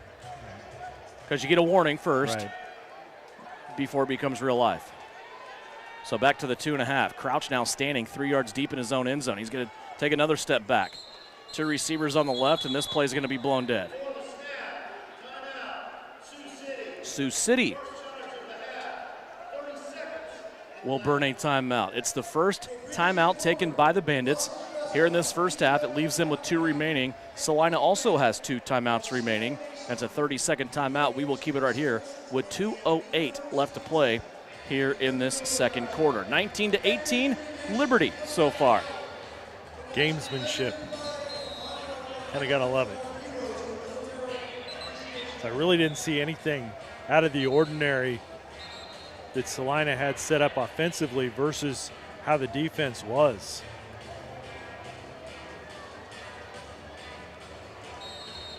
And that was a very last second timeout that was called. And give Sioux City credit, too, because other than that first drive where there were a couple of wide open receivers, Crouch has had trouble finding guys to throw to. Yeah, and the pressure. They forced him out of the pocket a number of times. Crouch will empty the backfield. 4 wide receivers as they go 2 by 2. Under pressure down the middle of the field. And it's going to go off the fingertips of Xavier Spann. He had Ed Smith and Rashad Pargo in the same area. Yeah, they were in the same area. That time, I think that ball had to come out of Crouch's hand a little bit sooner than Ed Smith anticipated that it would, because Ed hadn't even turned around yet to get a possession or an idea of where that ball was at. That time, Brian, I believe it was Claude Davis breathing down the back of the neck of Ed Crouch in the end zone. Clock continuing to run here. 1:30 left to go as we are 30 seconds away from the 1-minute warning. Second down and 13. And Liberty receivers way offside. Yeah, no one was in sync that time whatsoever. They almost made it all the way to I-70. So half the distance is a 1-yard penalty, but now it puts you back at the 1-yard line. Yeah, and it puts you back. The concern right now is going to be twofold. One, it's a shorter opportunity. That defensive line can get there quicker. Potential sack, potential safety. The other aspect is your offensive line, they don't have room for error, because as they take that drop step to try to block, if there's any type of holding in the end zone, that becomes a safety. 2-second difference. Salina will get it off, though, before the 1 second or 1 minute warning. Flag down low, so we're going to have a holding. Anthony Love at the 17-yard line was flat on his chest. Yeah, and that's the type of thing that A-Love's got to stop. Flag went down. Don't showboat it. Dwayne Autry, the defensive back for Sioux City, the only Sioux City defender in the area. And he will get a defensive holding penalty. So this is really going to be beneficial to Salina. And I know Dwayne played for Salina last year, but that one a good play for Salina. Yeah, automatic first down. Of course, he started out with the Topeka Tropics and then got traded to Sioux City and now playing with the Bandits. 1 minute warning is here, 19-18. They'll mark off the penalty. We'll come back with the conclusion of the first half. Salina leads it by 1 here on KINA. Opus Plasma Skin Resurfacing at Salina Medical Aesthetics is similar to traditional laser skin treatments. It uses thermal energy to produce anti-aging results as opposed to traditional laser energy. There's minimal downtime, and each session only takes about 45 minutes. Most patients see a noticeable difference with just one procedure. Treat moderate to deep wrinkles, fine lines, sagging skin, rough patches, poor skin tone, and sunspots. Opus is a fantastic treatment for anti-aging. For a free consultation, contact Salina Medical Aesthetics and learn more at salinamedesthetics.org. When does normal acute pain become abnormal chronic pain? Chronic pain can be one of two types, nociceptive and neuropathic. Each type differs based on what causes it, what it feels like, and what treatments may relieve it. Neuropathic pain can often be managed by a therapy called neurostimulation or spinal cord stimulation. If you suffer from chronic pain, ask your primary care physician for a referral to the Salina Pain Clinic. Our pain specialist will discuss the right options to manage your pain. Online at salinapainclinic.org. The CIF champions play here. Liberty Football with Eagle Communications. 58.3 seconds on the clock as we are looking towards the end of this first half. That penalty on Sioux City's Dwayne Autry moves the football out to the 10-yard line. And first down for the Liberty. Crouch back to pass over the middle of the field again. And again, it looked like an early arrival. If you're going to throw a flag on Salina for the one that Donovan Jackson got, I think you have to throw one there. So we will play through. Of course, we probably see it more one side than the other.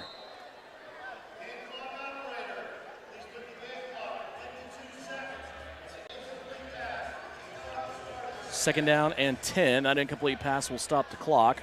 Have to put a little bit of time back on. Again, remember, Coach Ron O'Neill has 2 timeouts remaining.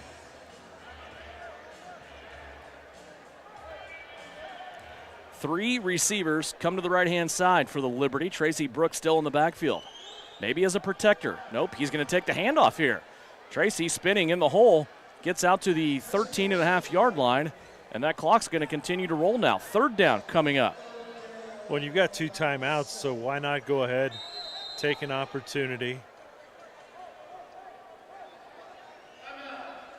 Sioux City is going to call timeout. So all of a sudden, Brian, we have seen the tables flip. Looked like Coach Ron O'Neill was still trying to hurry, but not really worried about the clock.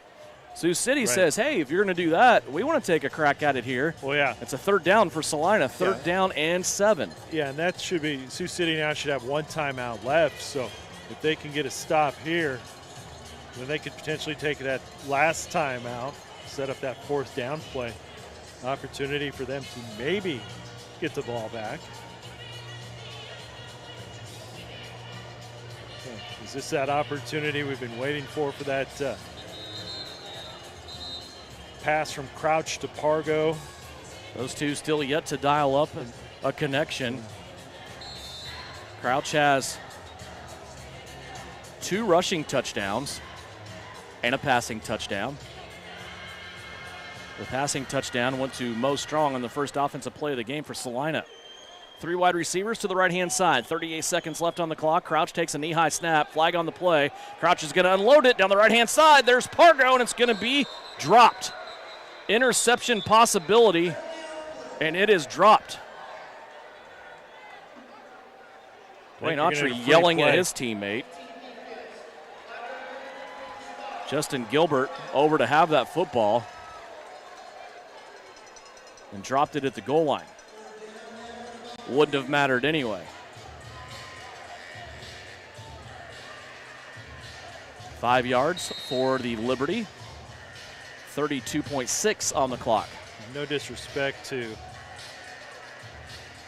Dwayne Autry, but you know what? I don't know if you really should be yelling at a guy with the background of a Justin Gilbert. Especially on a play that didn't count. Yeah. 3rd down and 3. One guy on each side in motion. Crouch wants the guy on the left, and he's going to be ran into the wall. And an interception here, and there's no flag on the play. Autry's going to come out with an interception, and how there's no flag on the play, I don't know, because the defensive back clearly shoved the Liberty receiver into the wall.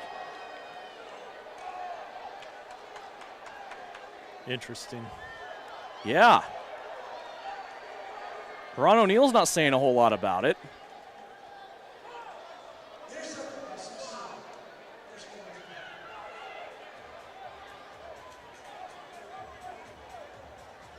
Ron O'Neill is going over to the line judge that was on that side.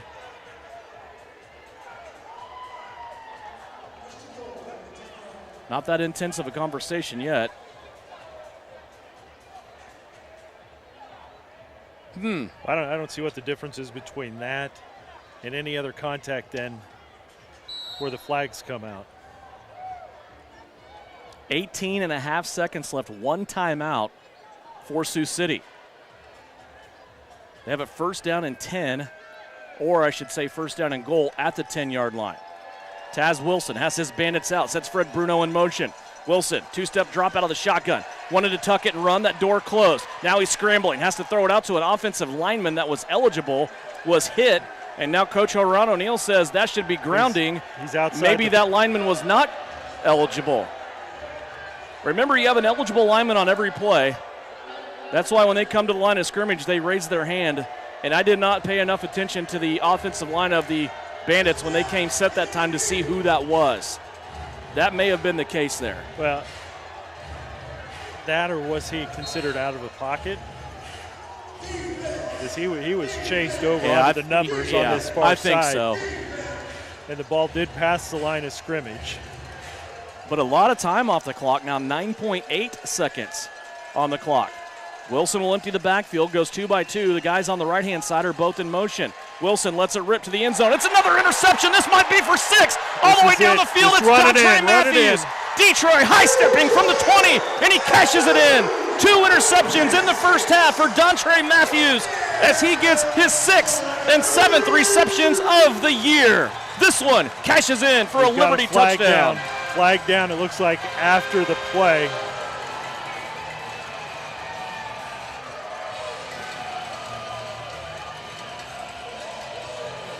So we're going to see who it will go against. But again,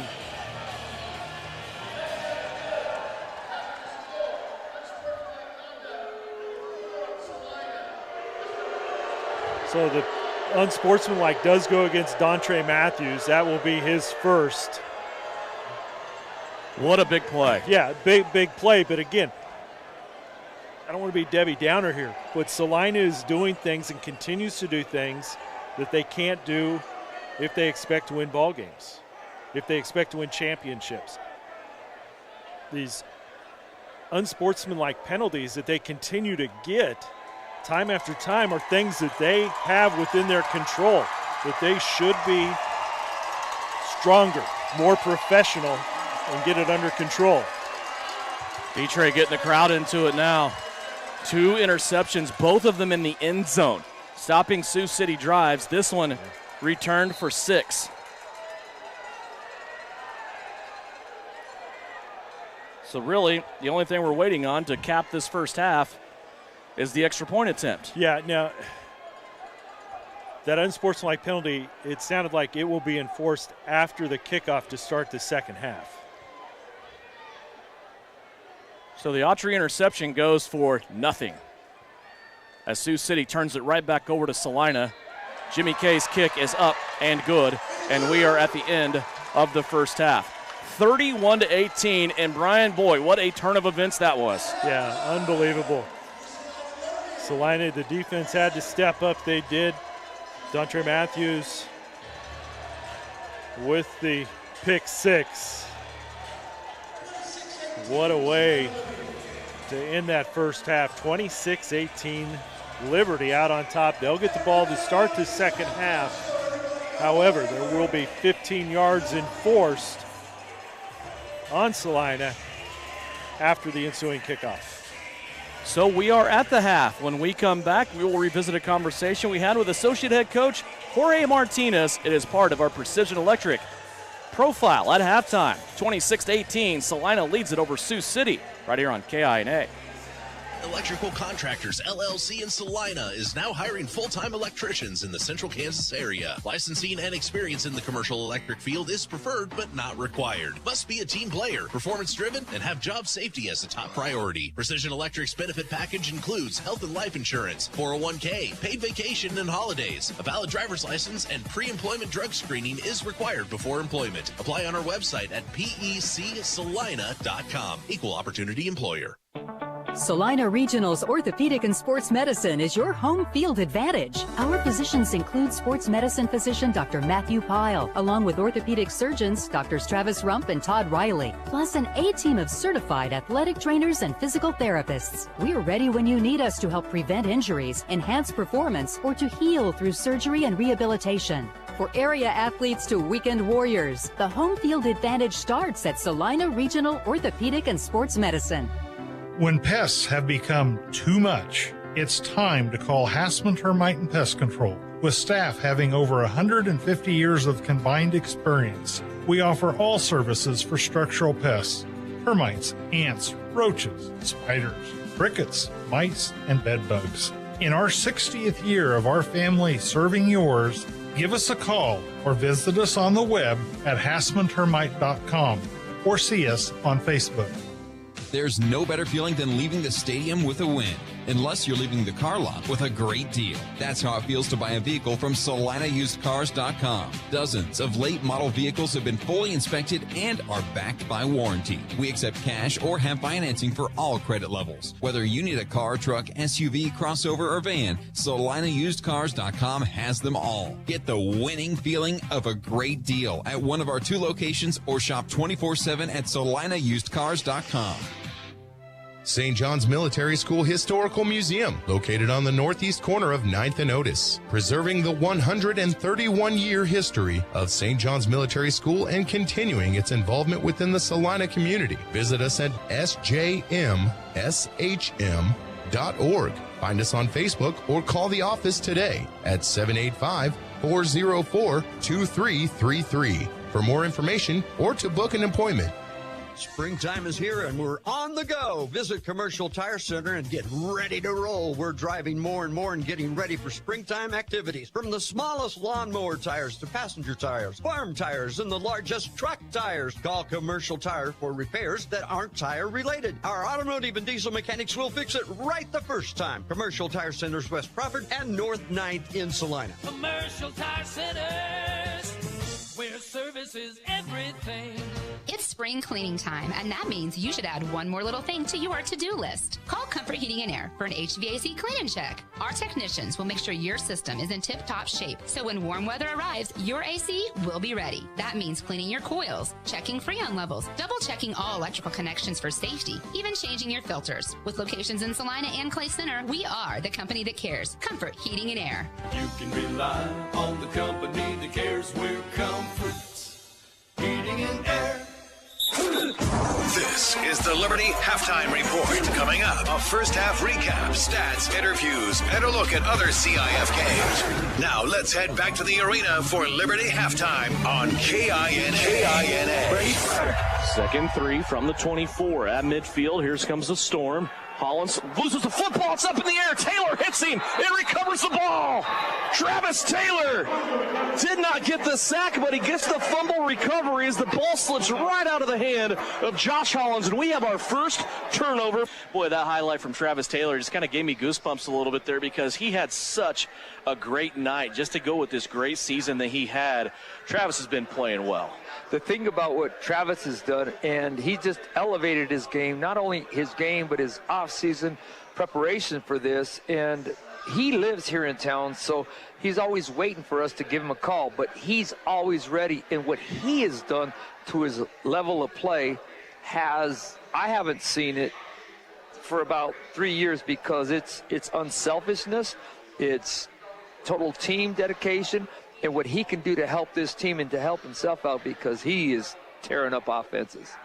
You look at him, I always kind of have in this thought, we're gonna have a whole show on this, I think, one time about the Mount Rushmore of Salina Liberty. Really? It gets tough. But I think he is definitely a candidate for that. Absolutely. I think another guy that's a candidate for that is the birthday boy, Tracy Brooks, right? 2 touchdowns on Saturday.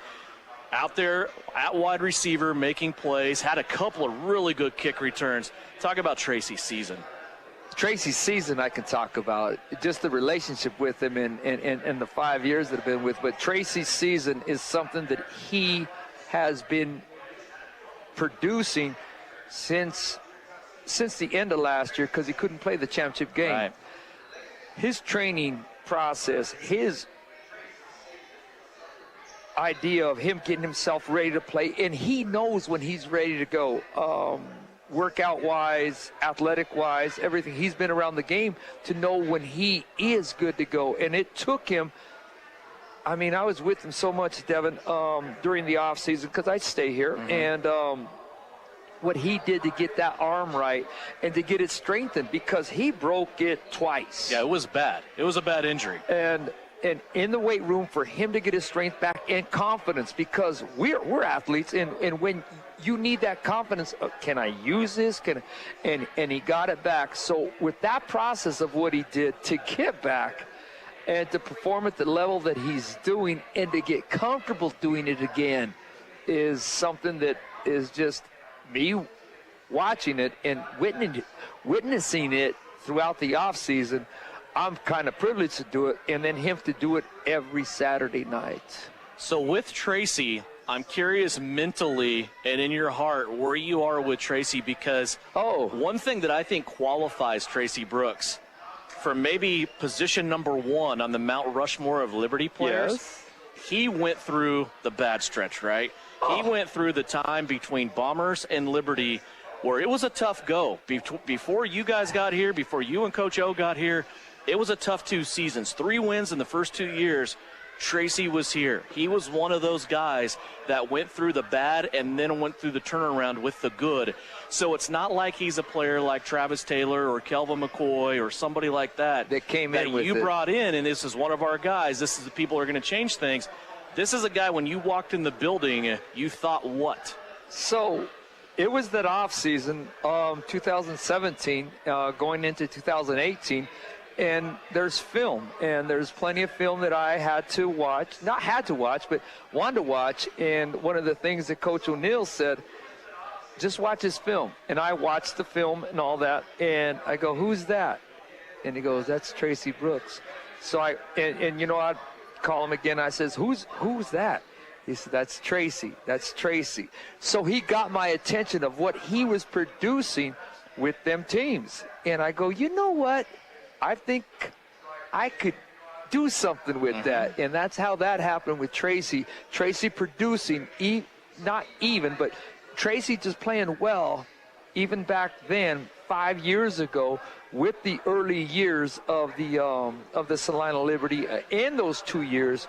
And he caught my attention, and it was well advised, because I did, and he's been something special for me since then. Yeah, that's awesome. And such a Swiss Army knife, right? When we always talk about him being a running back, but he has played quarterback. He has played receiver, kick return, kickoff coverage, cornerback. He's played defensive back this year. I mean, you can put him pretty much anywhere you need.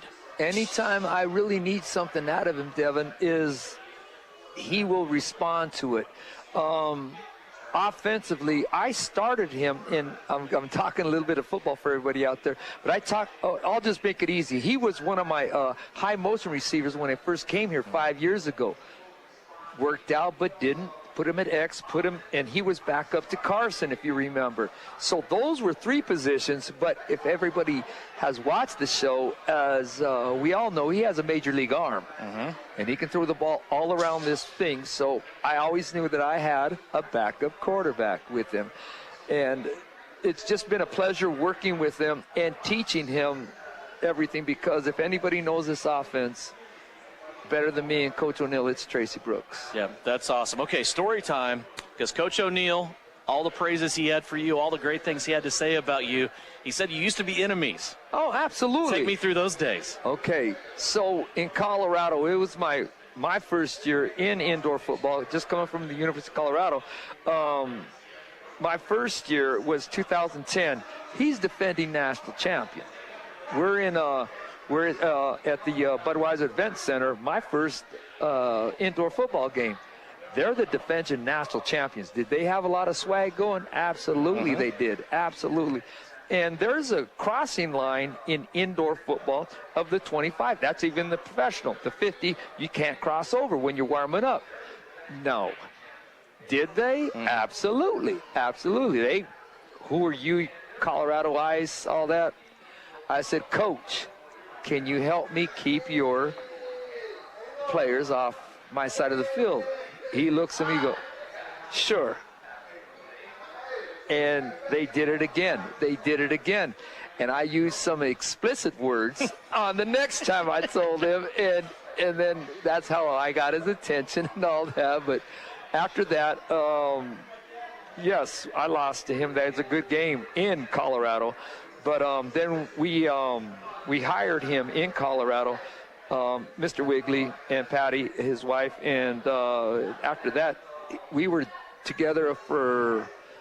Well, I mean, when he first got there, and it's been about 2 weeks, and I invited him out to let's just go out and eat some food and meet the town. Break bread, right? That's always the key. And then after that, it's been history. So I should know this, and I don't. I was just thinking about a road trip over the weekend. Were you in Dodge City with him, or did you come later when he made the trip to Salina? No, in Dodge City, I was still in Colorado. That was 2017. In 2017, I was still with the new ownership group, and they're the ones who did start the fantasy franchise league in Atlanta. And there was a great ownership group, but yes, I was still in Colorado. Okay, all right. And then we got together in 2018. Yeah, glad you did. I mean, this is, wow. I mean, and just, again, from being in the first 2 seasons, I knew with the perseverance and the determination of the ownership group, they were going to have something happen. And I just vividly remember Dan Mendocino coming up to me one day, and he had a smile on his face that somebody that owns a winless football team shouldn't have. You know what I'm saying? Yes. And he shakes my hand, and he says, Devin, we got our guys. And I said, guys? And he goes, yeah. He goes, just wait. And he turns and walks off. And I just went, well, we couldn't say anything at that time. It couldn't be publicly announced at that time. And even anyway, but yes. And I was ready for a move. Yeah. I mean, been there for 10 years in one spot, and went to a group who was going to give us the avenues to go ahead and be successful. And that's what you need at any level. Yeah. I don't care, any level. I mean, NFL, Major League Baseball, anything. If you have those type of possibilities to help yourself to get better, you are. And if you don't, that's on you. But we have, and we've taken full advantage of it, and so is our team, and it's still looking better, and it's still looking good for next year. We just have a couple of minutes left here, Coach. Let's talk about what's coming up on the opposite side of this bye week. I know everybody's kind of having a reset or reload here as we get ready for the Sioux City Bandits on May 20th. That game's going to be special. Usually, and in the history of Salina indoor football, I think every single year but one season, we have had a home game on Memorial Day weekend. The scheduling does not provide that this year. It's Gillette, Wyoming this year. So the military appreciation game is going to be on May 20th. And I know during the season you are engulfed in football, but in the offseason you do a lot of other things, and that includes planning for dates like this where it's military appreciation. All the veterans, active duty military are going to be invited in on the field. We will recognize them at halftime. And then kind of the cool thing that we've done over the last couple of seasons is an induction of a new Army recruiting class will be sworn in on the field with those active duty military and veterans witnessing. It's a pleasure to watch and I know their families will be there because they're giving up their life to our country. And once you see it, we not only did we do it here, but we did it in Colorado as well. And it's pretty special and emotional because this is what they're doing for us. And so that introduction is great. The other introduction is great to see our veterans come down on the field and just walk around and get their love as well. And it's special because they get the recognition. Are you looking for more than a job? Searching for a company that cares about its employees and rewards them for hard work? Street Plumbing, Heating, and Electrical is growing and looking for great people who want to work in plumbing and HVAC. With attractive benefits and competitive pay, the goal is to help you make a career out of what you do and love going to work. For more information, visit the website, streetphe.com. Street Plumbing, Heating, and Electrical, serving Central Kansas. An equal opportunity employer. All right, here we go. Steve Z's Cars on the west side of Abilene. Yeah, Abilene Car Sales is the place that will save you lots of money. Warmer weather is here at Abilene Car Sales. Lots of sunshine means it's time to spring into the fun. Abilene Car Sales is ready to help you find that perfect vehicle for summer fun. Add a reliable truck to pull that camper or boat. Perhaps upgrade your current ride to something a little more fuel-friendly. Stop by and save on Northwest 3rd or see our inventory, AbileneCarSales.com, and spring into fun. Spring cleaning time! A wonderful time of the year. Winter is over and hope springs eternal. You have the windows open. The birds are singing and you can't help but notice that smell. That awful smell. What is that? That is your septic system backing up into your home, making spring flowers smell, well, like a friendly reminder from Salina Septic Service. If you haven't had your septic system pumped out and cleaned in the last 3 years, you are asking for trouble. Salina Septic Service. You better call today. When does normal acute pain become abnormal chronic pain? Chronic pain can be one of two types, nociceptive and neuropathic. Each type differs based on what causes it, what it feels like, and what treatments may relieve it. Neuropathic pain can often be managed by a therapy called neurostimulation or spinal cord stimulation. If you suffer from chronic pain, ask your primary care physician for a referral to the Salina Pain Clinic. Our pain specialist will discuss the right options to manage your pain. Online at salinapainclinic.org. For over 30 years, Ryan Roofing has been the area's leader in commercial roofing installation. Over 10 million square feet of Duralast roofing.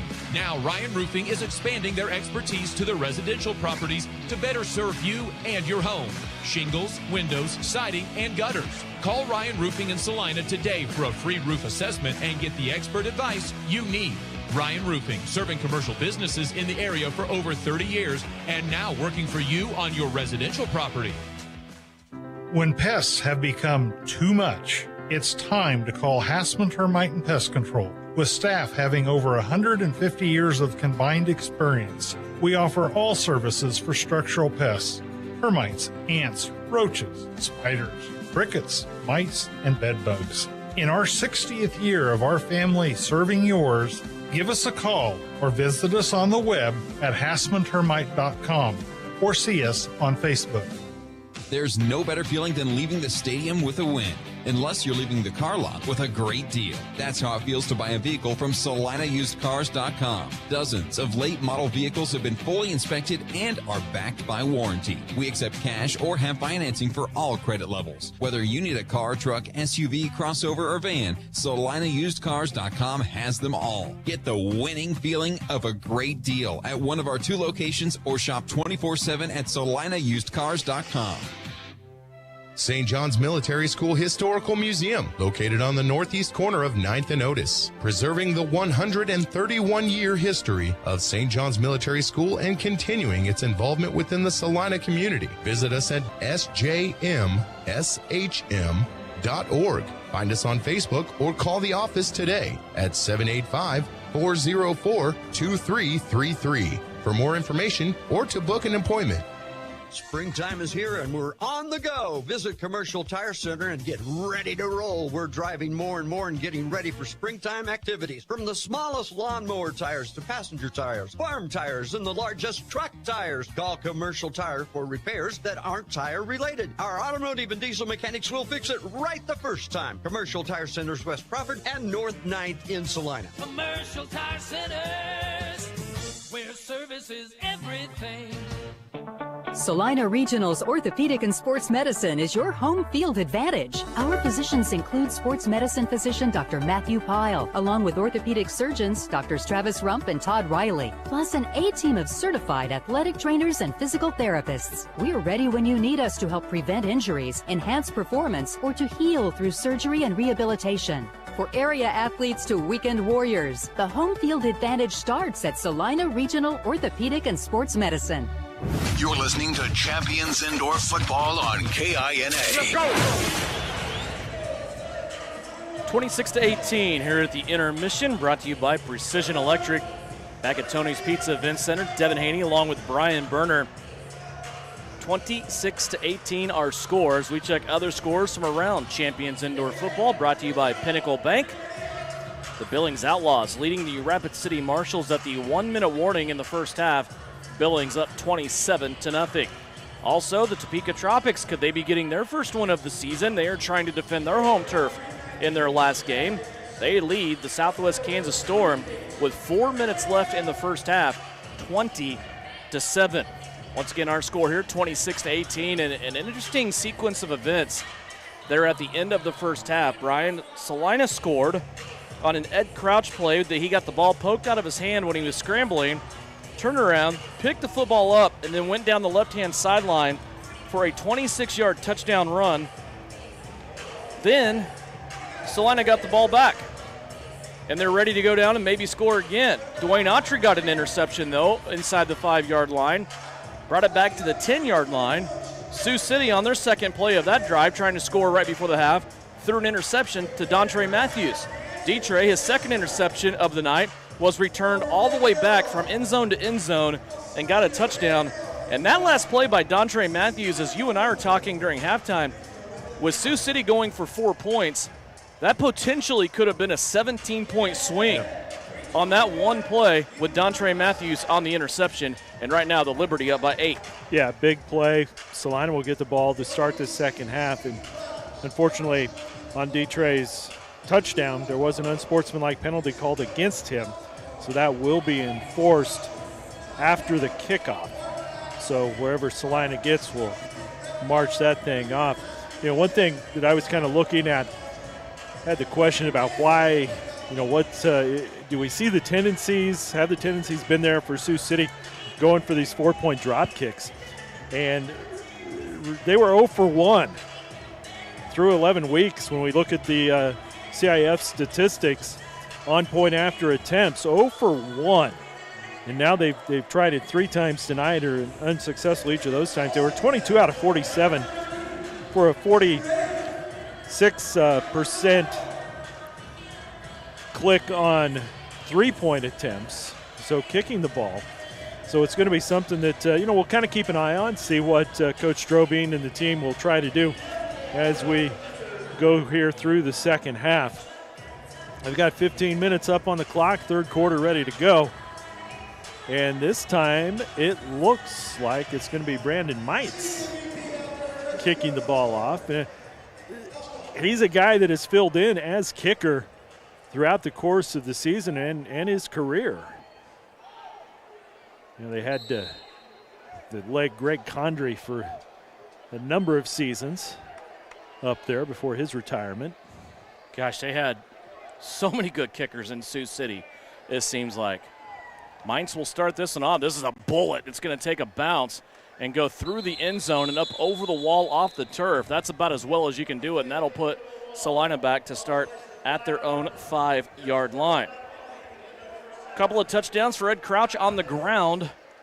Also a passing touchdown, and the defensive touchdown from Dontre Matthews. And I said that Dontre got 2 interceptions in the first half. He actually got 2 interceptions in the last 3 minutes of the second quarter. There you go. Stopping 2 Sioux City drives in the end zone. Yeah, stop you right there. Now, the penalty, unsportsmanlike penalty, now costs Salina 2.5 yards. Half the distance to the goal. Ball would have gone at the 5-yard line had it since it bounced over the wall. So they'll move that back to the 2.5-yard line. I'll take it, right? Well, yeah, we'll see. We'll see how it turns out. If you're Salina, you'll take it. First down and goal. They're coming out of their own end zone. Crouch with a quick pass out to Mo Strong. That goes right through Strong's hands. Then he had to dance around in the end zone, make sure that wasn't a backwards pass and a fumble. And it is going to be an incomplete pass, second down coming up.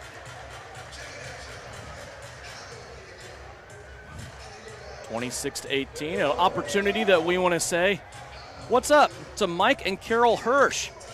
Lifelong Liberty fans, big supporters of indoor football in Salina, and they seems to be world travelers now. That's right. Want to say what's up to Carol and Mike.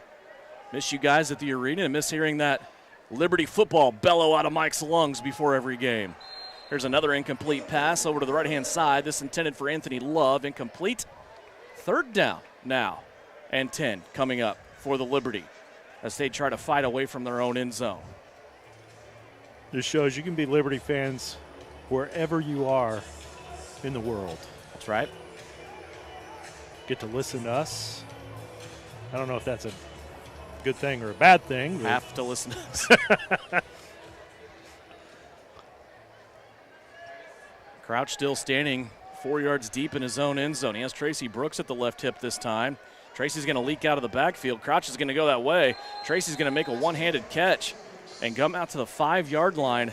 And that's all that Salina can do with that possession. And now they turn to the bench and they look towards Jimmy Kozlowski. This is a toss-up on this one. Well, now, look, Brian, Ed Crouch is coming back out. They're going to leave Jimmy in the bench area here. I mean, the last time when Jimmy had that long one, he was about. If Salina hurries up, they get Sioux City in a substitution problem here. Yeah. They were playing for the field goal, and now they are discombobulated here. Ed Crouch back to pass, looking to the right, has a receiver. It's caught by Anthony Love at the 20. He turns and shakes to the 25 in Sioux City territory at the 22. I honestly believe Salina caught Sioux City in a conundrum there as they were trying to substitute, get the right personnel on the field, and Ron O'Neill still barking at its team to hurry back to the line. Yeah, you lost me a conundrum, but they got him in a bad spot. I'll say that. Or as some people throwing say, out these big words that on really me. stinks. There you go. Yeah, it's a substitution, and that's with the benches at the far end, you run into that situation. Here's Tracy Brooks now to the right. He goes airborne for a yard. Boy, Tracy, they are definitely keying on the former MVP from the 2021 season, as he has had to fight and claw for everything in the rushing game that he could get. Yeah, if you're listening on the radio, didn't have the opportunity to see that play. That was kind of one of the scenes from the Replacements movie, because Tracy got spun around, and it's like his feet went first right into that defensive player coming up. 2nd and 9 at the 21, opening drive of the second half. Liberty with the football. There's an early movement up front. Coach Ron O'Neill wanting a penalty. He is upset now. Ed Crouch is going to take off. Nothing but green in front of him. Inside the 15, inside the 10, and brought down at the 8. Boy, Kelvin McCoy at the center spot got blown up on that Liberty offensive line, as Sioux City looks like they came across the line early. Either it was a really fantastic jump or it was something that should have been flagged. Coach Ron O'Neill still barking at the officials.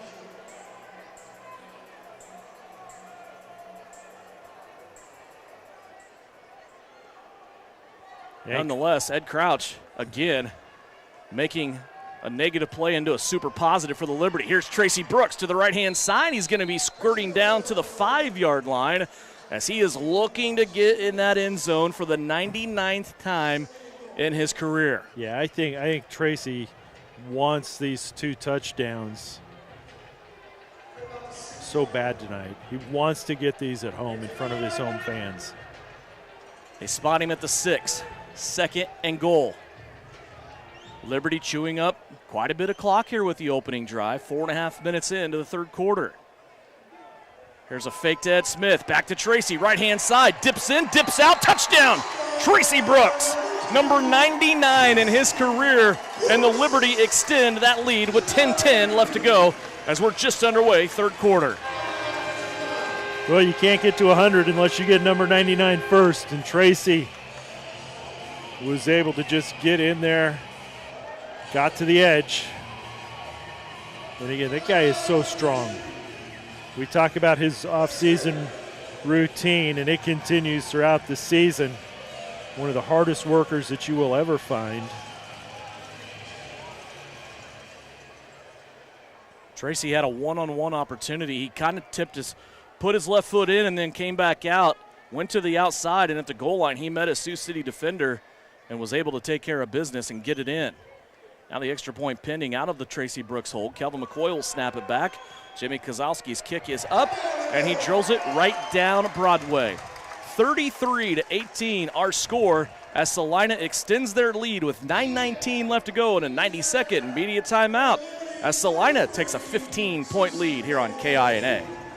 When pests have become too much, it's time to call Hassman Termite and Pest Control. With staff having over 150 years of combined experience, we offer all services for structural pests: termites, ants, roaches, spiders, crickets, mice, and bed bugs. In our 60th year of our family serving yours, give us a call or visit us on the web at hassmantermite.com or see us on Facebook. The Tony's Pizza Event Center is open for business and ready to welcome you. Whether you have a group of 12 or 1,200, our staff can help you plan the perfect event. With 8 meeting rooms and over 18,000 square feet, the Great Plains Manufacturing Convention Hall has plenty of room for your conference, trade show, wedding, or banquet, while our in-house food and beverage team can craft a menu to suit any event. Schedule your personalized tour today by calling Tony's Pizza Event Center or visit Tony'sPizzaEventCenter.com. The CIF champions play here. Liberty Football with Eagle Communications. There's a career for people on a mission. There's something for people who want more than a job, for those who have purpose, for those who want to meet challenges head on. A career for those who want to serve others and protect the innocent. For those who have high standards and want to be held accountable. This uniform, this badge, is earned. Visit khpjobs.org to learn more. Well, we talk about it all the time, and it wasn't the traditional sense of bracketing halftime with an offensive touchdown and then starting with receiving and getting an offensive touchdown. The Liberty needed Dontre Matthews to grab an interception and return it on a pick six to end the first half. But here we are, Brian, the Liberty offensive.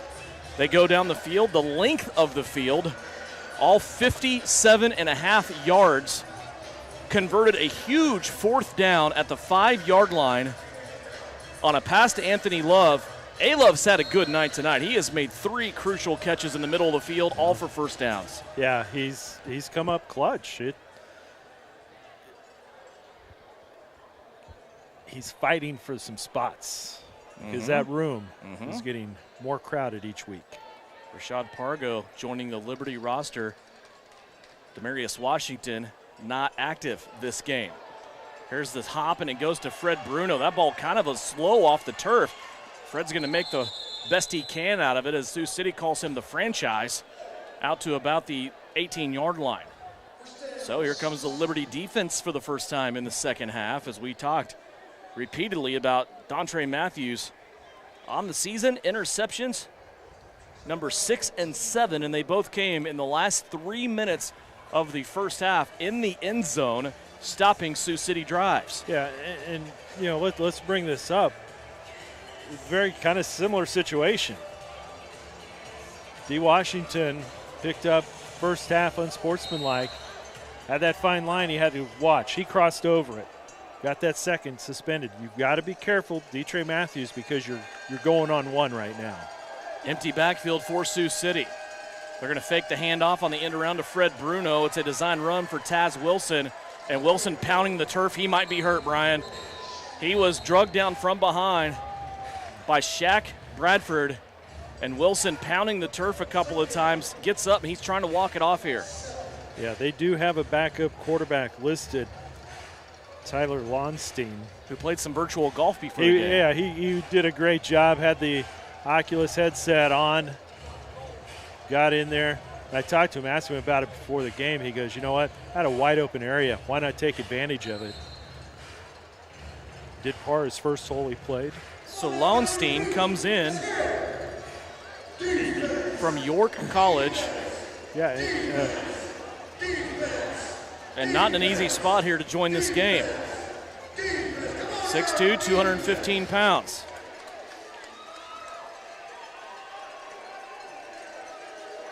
If it's a York College in Nebraska, that's a school without a football program. Fakes it to Fred Bruno. He's going to take off and run. And he will bring up a gain of about 3 yards, just short of the midfield stripe. And it's 3rd down and 4.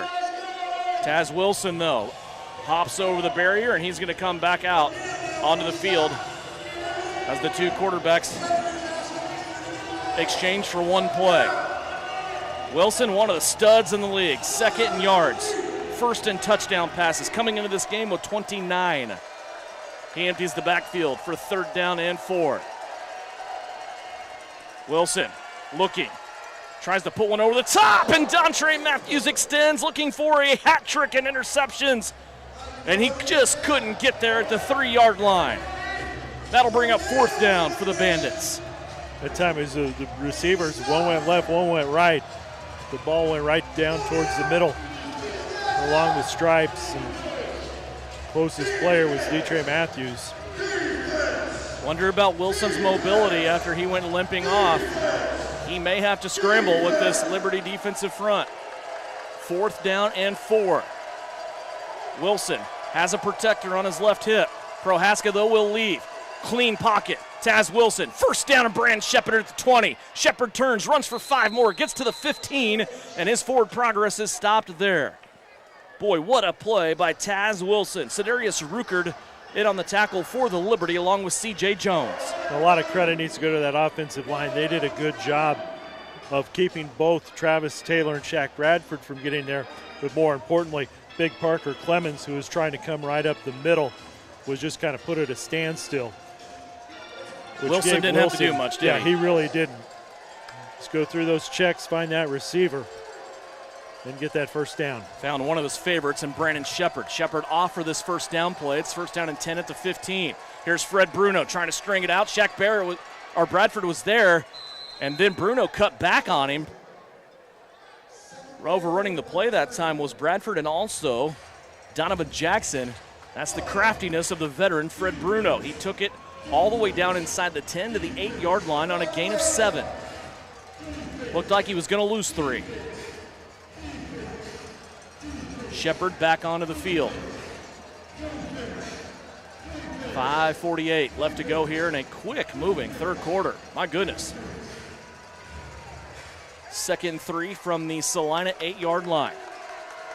Sioux City can still get a 1st down at the 5. Bruno on the right-hand side, direct snap to Prohaska. He takes it, fighting for yards. He's going to extend and get the 1st down. It's 1st down and goal from the 4 for Sioux City. Trickeration up the sleeve that time of Irv Strobring and this Sioux City coaching staff as they direct snap that time to Drew Prohaska. This is an education for me tonight. Conundrum, trickeration.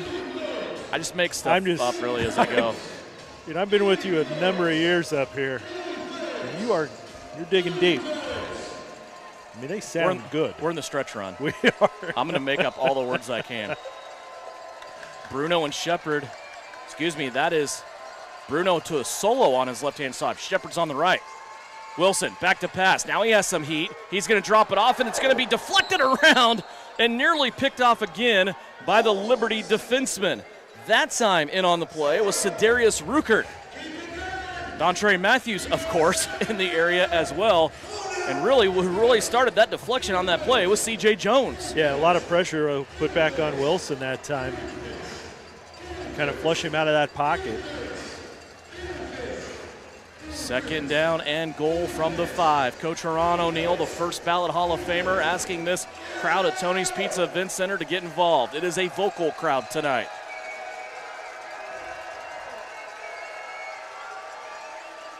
They're going to give it off and swallowed up. Prohaska runs right in to the big fella, Parker Clemens. In his 3rd game on the defensive line for the Liberty, he read that play and swallowed it up. Big time right there, Parker Clemens. Able to fill that void. You got Keenan Gibbs on Clemens' left side. So Coach O'Neill doing a good job of mixing those ends up, trying to keep them as fresh as possible. Coach O asking this crowd again to be vocal. 3rd down and goal, backed up to the 6. Wilson turns, little play action as he was under center, goes to the end zone. It's going to be caught, but outside of the stripe. Oh, the opposite side official looking down the line says Sioux City touchdown. Was that Brandon Shepard again? It looks like he was the one that would have been in the area. So Brandon Shepard coming up with a couple of big plays here in this game. So now they'll talk it over. Okay, so now they're going to go back what they have been successful at, 48%, 46.7% of the time here.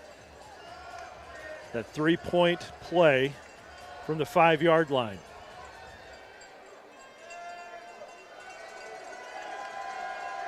(33-24) currently. Wilson back to pass. Looking. Now he has to scramble out. Left-hand side, gets hit as he throws, and it goes out of bounds up over the wall. He was hit 2 different times, and there's a flag down in the end zone away from where the pass went. The pass went to the left-hand corner of the end zone as Sioux City viewed it. The flag is all the way over here on the opposite side, on the right-hand side of the end zone. Ron O'Neill's walking off the field. He seems satisfied with what happened.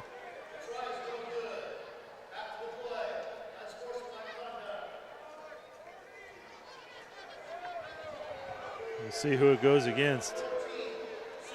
It's on Sioux City. It's on Brandon Shepard. Boy, our white hat leader on the officiating crew took a long stare into that Liberty bench. We already know Dontre Matthews has one tonight. And then he turned and he gave it to Sioux City, and that brings us to a media timeout.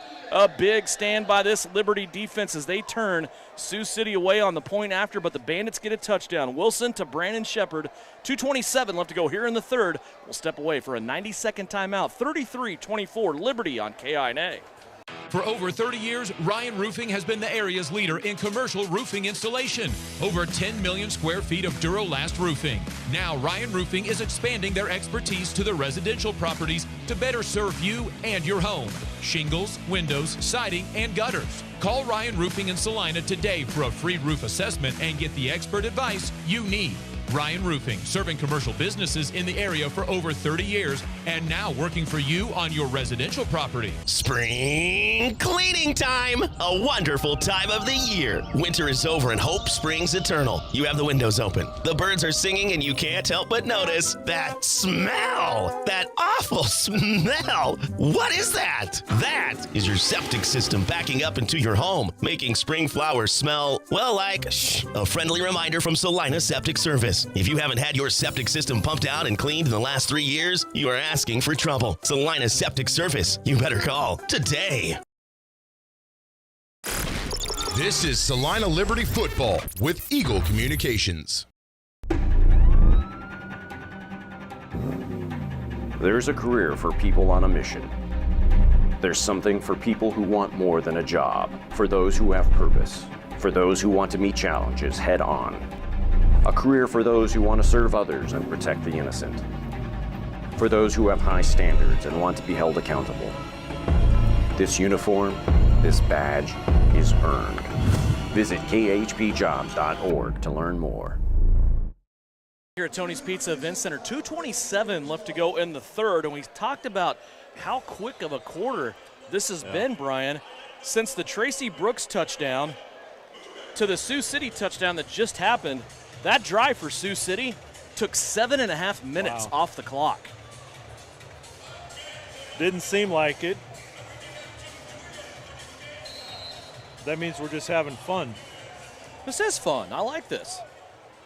I think you and I would be satisfied if Salina and Sioux City played every week because every game is different. It's just you see things and they're all competitive and they're games just like this. Toss an Omaha game in there every now Once and in a then. while, yeah. Well, Sioux City and Salina both have to get Omaha in there. That's for sure. Here's Tracy Brooks at his own goal line. He'll take it, kind of skip to the 5 to the 10. Flag on the play as he's going to bring it to midfield.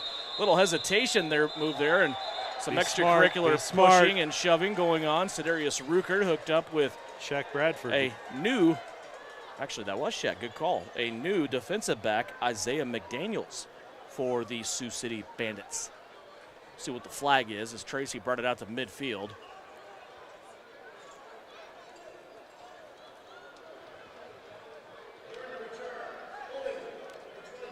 Holding on the Liberty. Tristan Gould. Yep, they tagged Tristan with that penalty. So it's not going to hurt that much because, remember, we still have to assess the penalty that was given to Brandon Shepard on that missed PAT for Sioux City. Right, so they put the Salina penalty back to the 10. Then they mark off the unsportsmanlike, the 15. So Salina starts directly at midfield at the 25-yard line. Take a couple of steps back and a couple steps forward. It's like the opposite of a Paula Abdul song. There you go. At the end of the day, the referee blows his whistle with his mic on, which gives everybody a little bit of a shudder.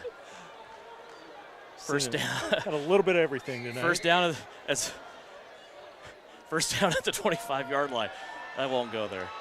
Here's Tracy Brooks going to the left, and he will take 5 yards. Yeah, how bad do you think Tracy wants this one? How bad do Give you me think the ball. Coach Haran O'Neal and his offense want it for him? Yeah, exactly. Because it's been talked about. It's not a secret. Tracy was talking about it prior to the Southwest Kansas game. He goes, hey, I need 4. I need 4. They got 4 in the rushing game. He split 2, though, with Tristan Gould, as though those two came out 2 and 2. Here's Brooks again, right-hand side. He is going to shake off a would-be tackler, trying to take on the secondary, dragging Dwayne Autry 3 more yards, and ran out of bounds at the 10-yard line. Tracy Brooks working his magic for a gain of 10 and a Liberty first down.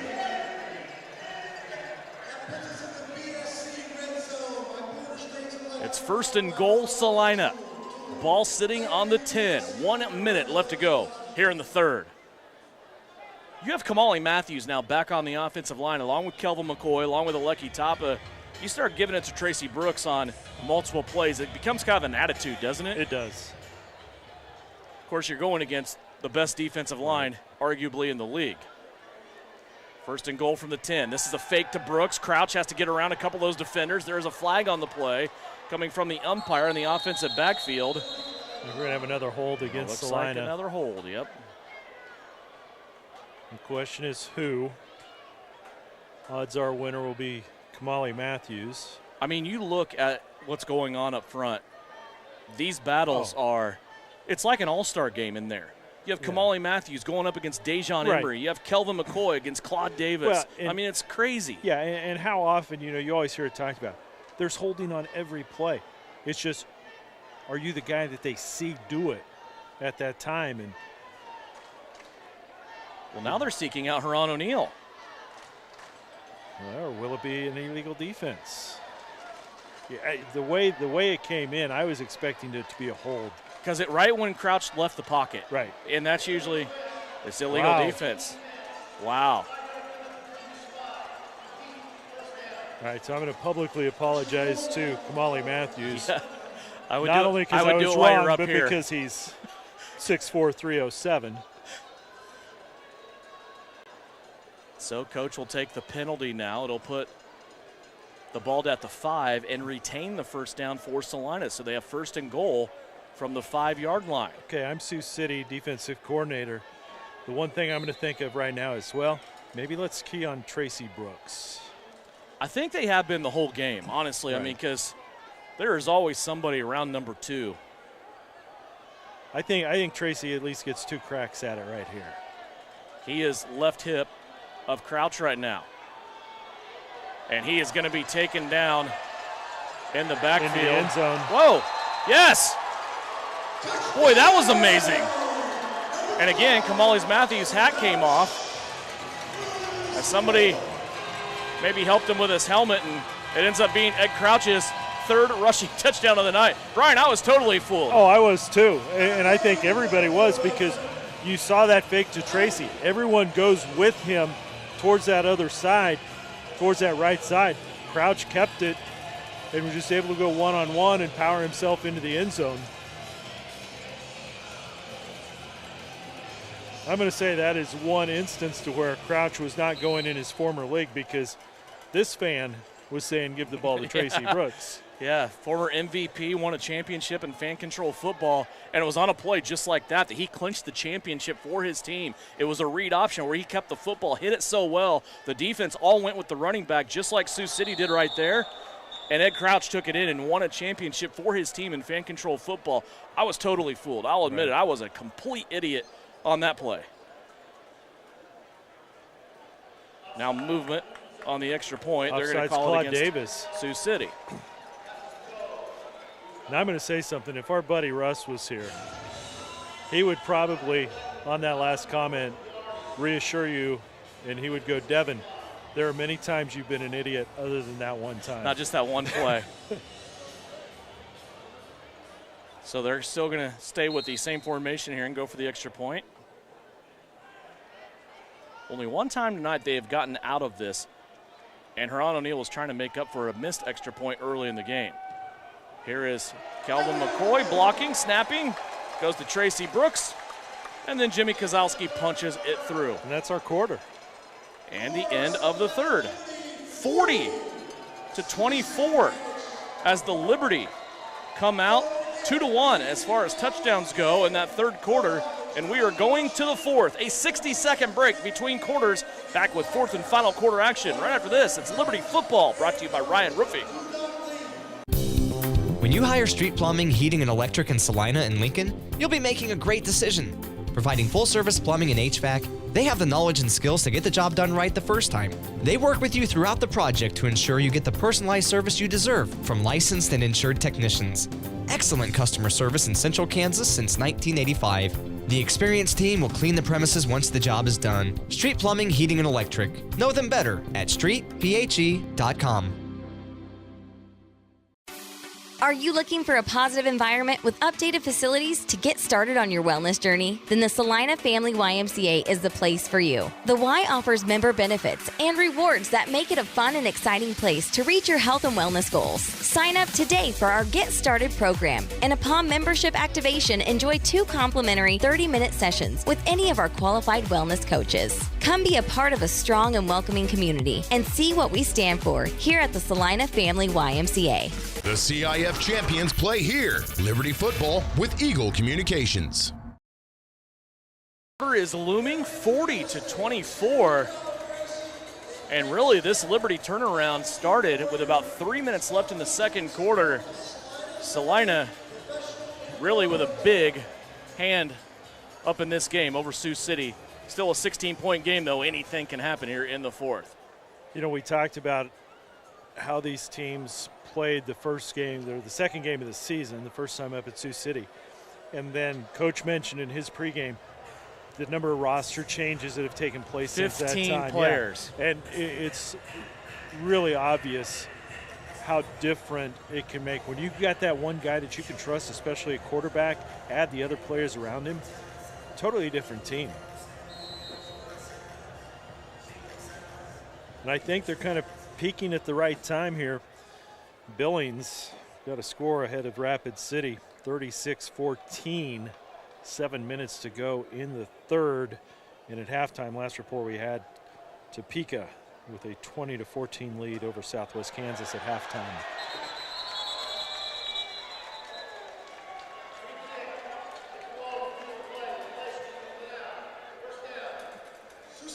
Didn't see exactly what happened there, as our angle doesn't allow us to see what was going on against the near side wall.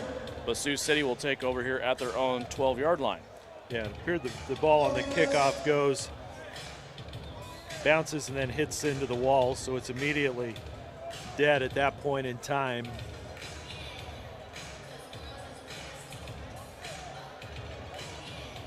And both teams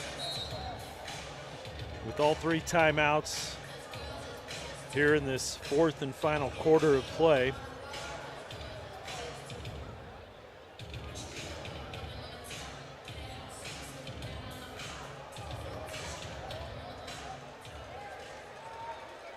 Gibbs, Clemens, and Fumble. Taylor. Back inside the 5, there's a flag. Taz Wilson's going to pick it up in the end zone and throw it up over the wall. But there's a flag down at the original line of scrimmage. That ball came free and came loose. Quarterback was out of the pocket and went past the line of scrimmage, so no intentional grounding. A holding call against Sioux City. Bandits in kind of a funk here, Brian. Well, they're trailing and having lost a few games. You know, we mentioned Coach Strobing still sitting on that 99 win mark, trying to get number 100. Boy, and things set up beautifully for him, didn't it? They were at home playing their rivals down I-29 in Omaha. Omaha got that game by 3 points, 48-45. Then a bye week, and now they are here trying to do it again.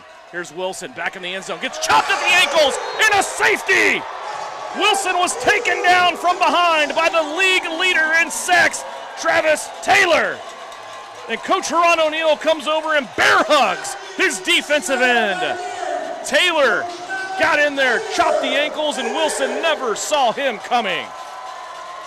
And Wilson's feeling it as he's going across midfield. You know, it'll be one of those situations, I think, right now, when you look at what the score is. Do you keep him out there against this defense, or do you say, you know what, let's hold on and try to get you healthy, because we've got the beef next week, and then playoffs. Put 2 more points on the board for Salina. Reciprocals now, 42-24 up there on the board with 13:58 left to go. And you talk about all the juice right now. It is with the Stars and Stripes. It is. And the teams kind of forgot which way they were supposed to go here on this kickoff. Tracy Brooks will be the deep man back as usual for the Liberty. And you've got Brandon Stewart back in to kick the ball off. He will do so to Tracy Brooks back in his own end zone. And again, the Liberty keeps shifting towards Sioux City, maybe expecting an onside kick here, because there is nobody between the 25 and the goal line where Tracy Brooks is standing. Everybody is up, shaded towards the kicker. Monty Spiller, special teams coach for the Liberty, Ron O'Neill, both directing traffic, telling them to come up even further. Here's the Bandit kick. It's going to go bounce at the 6 and then go up hopping over the wall and out of bounds. Hit the field, goes over, 5-yard line to start. Another score update from Topeka. 28-14, Topeka out on top. And Billings with a 36-14 lead over Rapid City. That was 7 minutes to go in the third. Thank you. Thank you, Jeff. 13:53 left to go here. Salina gets the football back, leading 42-24. Fourth quarter action. It's like Tristan Gould now in the backfield for Salina. Ed Smith, Anthony Love, Mo Strong, your wide receivers. Here's Gould. Darts through the offensive line and dives ahead for a gain of 4. Taken down by Justin Gilbert on the play.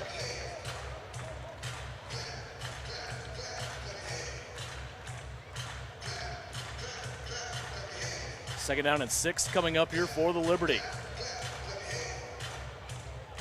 Boy, you don't ever know this time of year. The weather was about as beautiful and as neutral as it gets in Salina. No wind, just gorgeous today. Pitch out to Gould. He ran into one of his own guys. And he's going to barrel down to the 14-yard line where it's going to be about 3rd and 2. To finish that thought, though, there was every reason in the world not to come to the arena today and watch Liberty football. It was gorgeous outside. There's graduations going on, softball, baseball, soccer, you name it. Still a pretty good crowd, though, here in this arena. It's kind of like Billings and Rapid City both. It's so big in here. It's spread out. But, boy, this crowd has been great. Yeah, they've been loud, and they've been treated to some really good football to watch. Pitch out left-hand side. Tristan Gould's going to try it again, and he gets rocked. Coming in, Zach Slugger just hit Tristan a ton at the line of scrimmage, and that'll bring up 4th down and 2.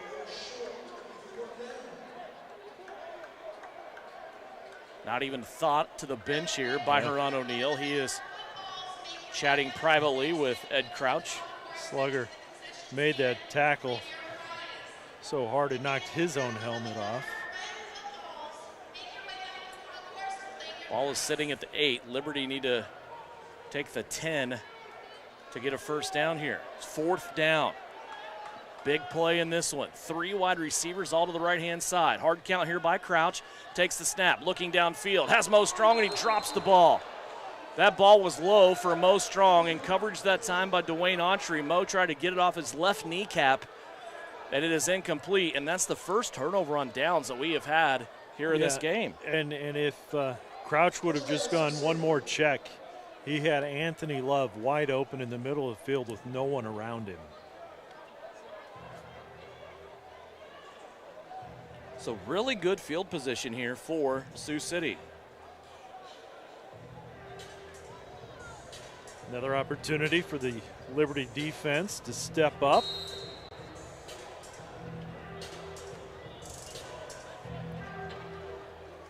These are some good situations, honestly. You know, you've got a little bit of a cushion score-wise right now, but you need to test yourself. You've got a big game coming up a week from now. It's got a lot of playoff implications. From the 13, Prohaska, and then he is rocked and dropped. Holy cow, what a hit and a tackle by Donovan Jackson. Whew. That was violent. It's kind of the more of that Greco-Roman wrestling where you just kind of go and you got to take the guy down from the standing position because Jackson went right in there and just picked him up. Spun him around and dropped him. I'm telling you, 66 points are on the board, but these defenses are fun to watch. They are. Both sides of the ball. Liberty and Sioux City. 2nd down. Wilson back to throw. Off his back foot, he's going to put one into the Sioux City bench as he overthrows Fred Bruno. 3rd down coming up, 3rd and 9. Well, I mean, the comment you made earlier just really stands out when you look at both of these offensive and defensive lines on both these teams. If you were to have an expansion draft, those would be some of the guys that would be taken early by a lot of new teams because there is just so much talent in both of those front threes. Right now, for the Liberty, it's Bradford, Clemens, Travis Taylor. Somebody moves early. It's Bradford. He got an early jump. Flag on the play. And Wilson's going to overthrow, and Bradford just pounding his thigh pads knowing he caused the flag.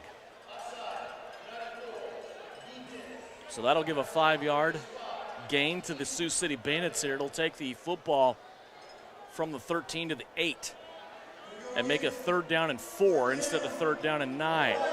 Clock inside, 10 minutes left to go. 4th quarter, Liberty leading 42-24.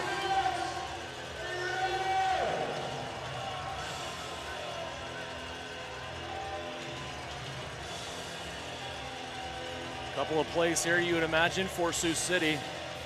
If they don't get it on a 3rd down, they will most likely go for it on 4th down.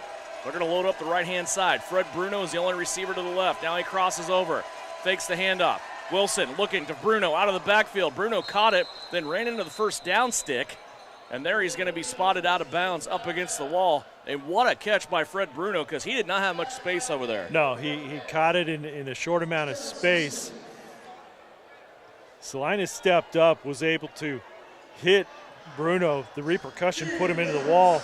And so even though he didn't go down, he made it in the end zone. He was out by contact once he hit that wall, so 1st and goal at the 1-yard line.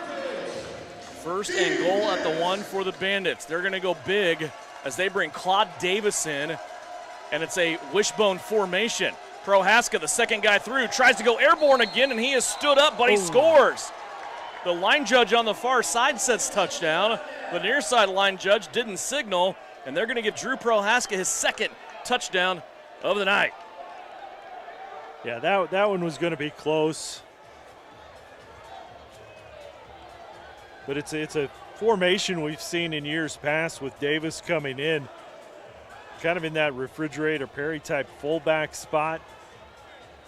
kind of help clear some space. So again, Sioux City now goes back to the 3-point opportunity from the 5-yard line, where they've had the most success this year. Trying to make this a 9-point game. Ball on the 5, going for 3. Wilson back to throw into the end zone. Wide open is Fred Bruno. So Fred making 2 big plays on that drive. An immediate timeout is here with 7:54 left to go. Sioux City posts a 9-point drive coming off of a Liberty turnover on downs, and we are back to a 9-point game. 92nd timeout is here. 42-33 Liberty over Sioux City here on KINA. When you hire Street Plumbing, Heating, and Electric in Salina and Lincoln, you'll be making a great decision. Providing full-service plumbing and HVAC, they have the knowledge and skills to get the job done right the first time. They work with you throughout the project to ensure you get the personalized service you deserve from licensed and insured technicians. Excellent customer service in Central Kansas since 1985. The experienced team will clean the premises once the job is done. Street Plumbing, Heating, and Electric. Know them better at streetphe.com. Are you looking for a positive environment with updated facilities to get started on your wellness journey? Then the Salina Family YMCA is the place for you. The Y offers member benefits and rewards that make it a fun and exciting place to reach your health and wellness goals. Sign up today for our Get Started program, and upon membership activation, enjoy 2 complimentary 30-minute sessions with any of our qualified wellness coaches. Come be a part of a strong and welcoming community and see what we stand for here at the Salina Family YMCA. The CIF champions play here. Liberty Football with Eagle Communications. There's a career for people on a mission. There's something for people who want more than a job, for those who have purpose, for those who want to meet challenges head on. A career for those who want to serve others and protect the innocent. For those who have high standards and want to be held accountable. This uniform, this badge, is earned. Visit khpjobs.org to learn more. 7:54 left to go here, 4th quarter. It's been a good one here at Tony's Pizza Event Center in Salina. Glad you could join us. Devin Haney, Brian Berner, 42-33. Salina leading, and Sioux City with a 9-point drive after they stopped Salina on a turnover from downs. They took a short field of 13 yards for a 9-point scoring drive, and all of a sudden right back in this contest. Score update from Topeka. 4 minutes to go in the third. 34-14. Tropics. Whoa. Tropics are getting tropical. Setting themselves up for potentially their first regular season CIF victory in franchise history. Things will be nuts in the capital city. They will be. Think they're going to go to Bobo's and get some burgers? Burritos for everybody. But Bobo's was good. Hope the microwaves are ready to go. That's and the right. grid can handle all that. Yeah, those Bobo burgers, I thought they were delicious. Yeah, pretty good. Players on the field ready to go. Our promotions are not. Yeah, they're giving away a TV or something in a box.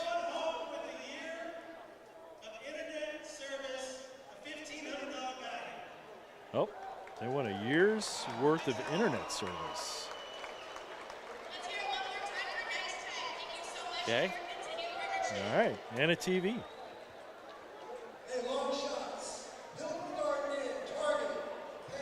A year of internet service for $1,500 value. It's good internet. Must be. All right, we're at 9-point game, which is now a 1-possession game. The new rules have made that possible. Yeah, and the Liberty still guarding against what may be a weird kick, an onside kick, something of that nature coming off Brandon Stewart's left foot. He's done a really good job tonight on these kickoffs. He's going to let this one eat. It goes to the goal line at the 1. Tracy Brooks has it. He comes to the 5, to the 10, has a little crease, a little hesitation move, and a jump cut gets him to the 21-yard line. And again, we have the same guys, Isaiah McDaniels and Shaq Bradford, going at it. Yeah, those two guys have just gone after each other so hard on these special team plays. and they're on the opposite field of where the actual ball goes to or where the ball's in play. You think maybe we didn't get much information as Isaiah McDaniels just joined the team, but I think maybe he was like a Morningside guy, and we know Shaq's like a K-Dub guy. Maybe so. Maybe they had some bad blood there from college. All right, Tracy Brooks is in the ball game. He's sitting on 99. Nines are the message here, and a 9-point lead. Pitch out, Tracy, left-hand side. Brooks cuts it back in after running into Zach Slugger. He's going to milk this one for 2 yards out to the 22-yard line. 2nd down and 8 coming up as we approach the 7-minute mark in this game. Liberty leading 42-33. Salina had a 20-point second quarter. It's like Pargo goes out, Mo Strong comes in. You know, if you're Salina, do you kind of keep the same tempo that you've got, or do you kind of look at that play clock and kind of milk it down a little bit? Clock is down to 5 right now.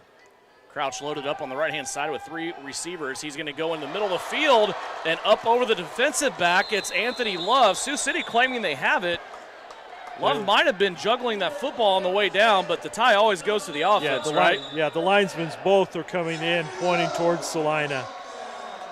They both came down dual possession. What a play by Anthony Love. And again, I have to keep going back to this. 4 catches tonight, all in the middle of the field, all for a first down by A-Love.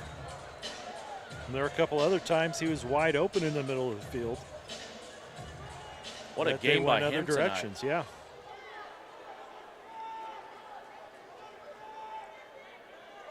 First down and 10 for the Liberty. Crouch fakes the pitch out. This goes off the hands of Mo Strong, and it's picked off. Back the other way we go, and it's going to be cashed in for a touchdown. Flags. But it's going to be called back because there are flags all over the middle of the field as Kelvin McCoy got blasted up against the wall. Claude Davis over there to help up Kelvin. Kamali Matthews over there. And it is a blindside block on Dejon Emery. And that's going to negate the touchdown for Sioux City's defense. Marlon Lobin out in the middle of the field to ask Kelvin if he's okay. I love that. Of course, King Lobin, a former player, he gets it. So I should rephrase that. Lobin, a former really good player, great player. So he's checking on. So now instead of being in a position to tie, potentially take the lead, Sioux City now is pushed back to the 13-yard line. The Salina defense now has an opportunity to make a statement to try to keep this lead in this game at a 9-point Liberty advantage, as we are now under 6 minutes left to go here in the fourth quarter.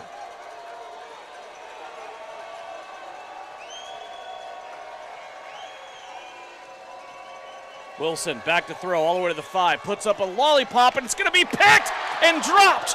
Oh my goodness, Fred Bruno just saved the day for Sioux City. That ball was so high up in the rafters, Dontre Matthews was waiting on it to come down like it was a kickoff, had it in his gloves, and right at that exact moment, Fred Bruno stripped him of the football and got the hit, avoiding Dontre's 3rd interception of the night. Yeah, and it looked like from this, I thought it was C.J. Jones. I might be mistaken, but there was another defensive back there that looked like could have had an opportunity had they focused in to get that ball as it bounced up in the air. But again, give credit to Fred Bruno for breaking that one up. What a play by Bruno. Props to him.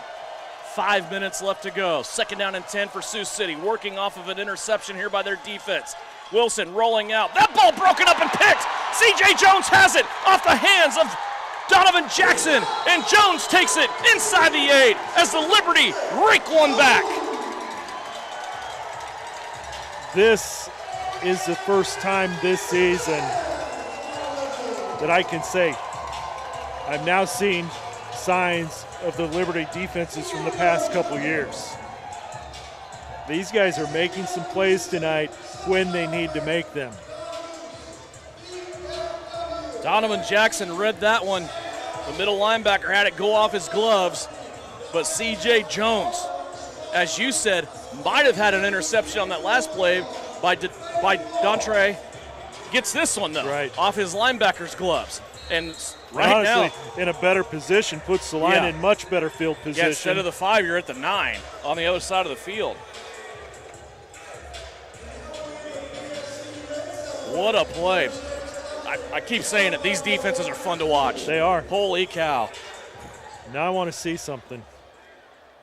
Got to get him 100 here, Gotta don't get you? yeah. Clinch the game, get him to the century mark. Here's the give to Brooks. Little hezzy as he gets the handoff. Goes up the middle of the field. Twists his way down to the 1-yard line. Tracy Brooks is between the 1 and the 2 as he goes all the way inside the 1-yard line. And Keenan Gibbs is standing up on the bench, yelling at his offense from the bench area. And Dwayne Autry had his hat knocked off, and he's just talking. Hate to say it, Dwayne, you just got run over by Tracy Brooks. Oh, that Topeka game was brutal. Go back to that game. Brooks, see if he gets it again. He's on the right hip of Crouch. Tracy gets it, and he's going to be buried at the 4. And again, there's that guy, Dejon Emery. I don't know if we can talk about him enough, Brian. Yeah, he was so quick. He might as well started in the backfield with Tracy because he got off that line of scrimmage and around that corner so quick.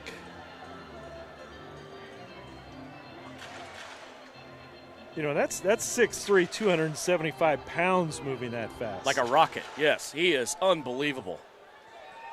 3:12 left to go. Back to the 4-yard line where it's 3rd down and goal. Crouch, design quarterback run it looks like. Flag on the play. Crouch got into the end zone. He's going to punt the ball. But it looks like another flag here on the Liberty for holding. So offense gets another holding call here. Claude Davis and Kamali Matthews having conversations. Clock's at 3:05.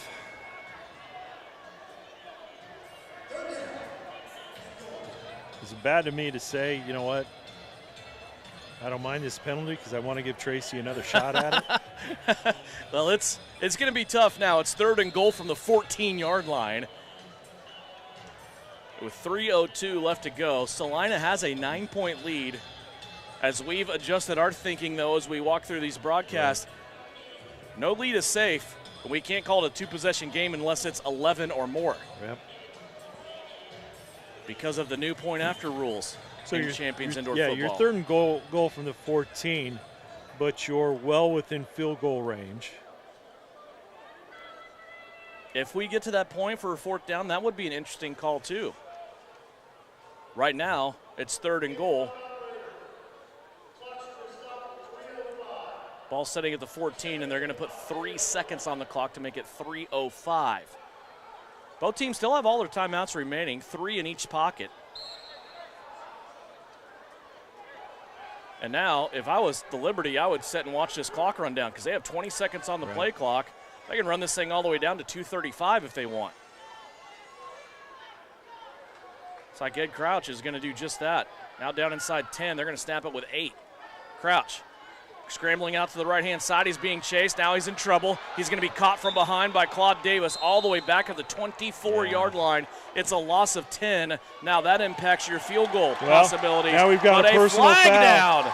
And it looks like Dejon Emery could be the culprit. He is not happy.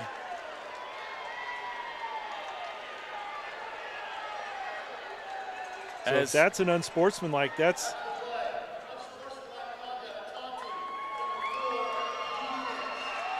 Actually, Claude Davis gets the penalty. Automatic 1st down. Dejon Embry was upset at his running mate.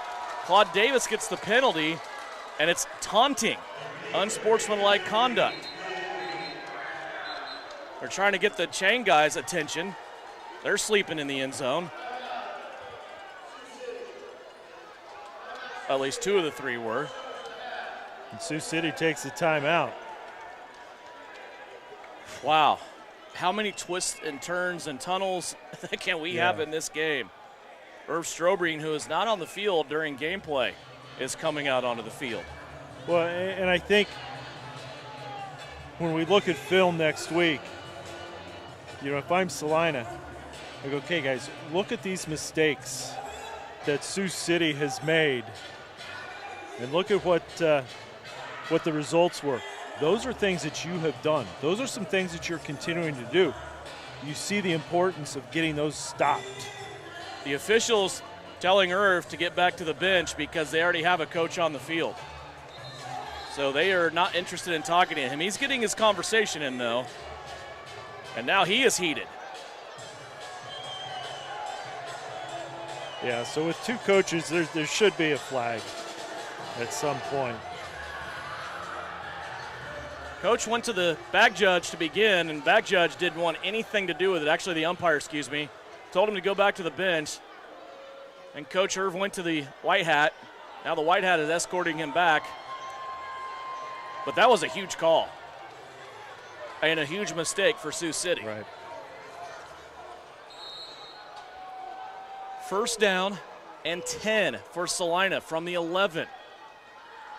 Crouch gives it to Tracy Brooks.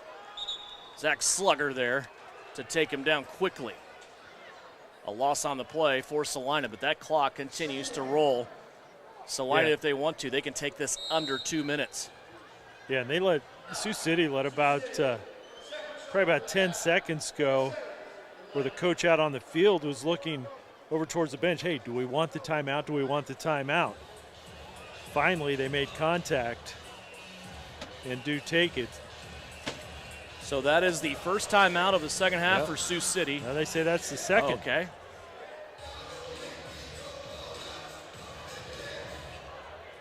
So one remaining. Yep, they took one earlier. They had to regroup. I did not write that one down. I apologize. So one timeout left for Sioux City. Of course, the clock will also stop at the 60-second warning, but that feels like it's another day away. Right. At this point. 2:24 left to go. 42-33. Salina with the football at a 9-point lead. It is second down and 11 from the 12-yard line. Crouch fakes the handoff to Tracy Brooks. Takes off, runs. Gets the loss from the last play back, and about 3 more. Third down and 7 coming up. Football setting at the 8-yard line. And now this clock can go all the way down to about a minute 40.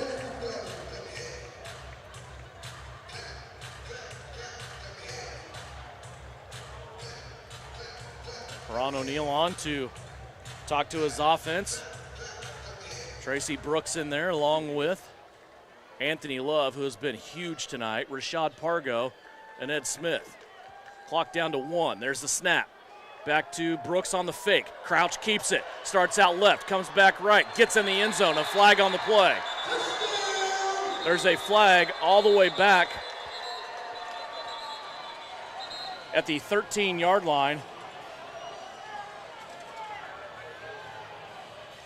With a minute and a half left, Crouch got in the end zone, which again would have been his 4th touchdown of the night, but they're going to say a procedure penalty here on Salina.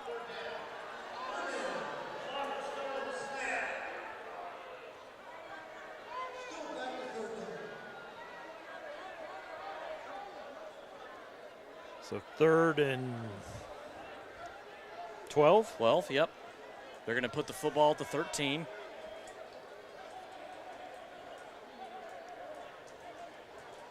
Third and 12 for the Liberty.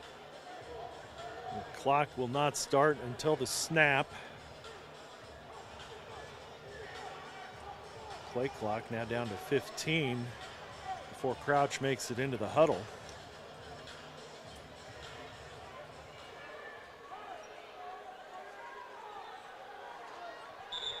Pargo by himself on the left, and Coach Ron O'Neill saw something that he didn't like, so he wants to come in and use one of his timeouts. That's the first one of the half. 2 timeouts remaining with 90 seconds left. Remember that fast third quarter you were talking about? Yeah. This fourth quarter has suddenly slowed down.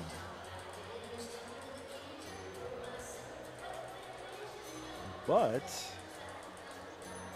gives us an opportunity to double check into the third. Billings with a 45-20 lead over Rapid City.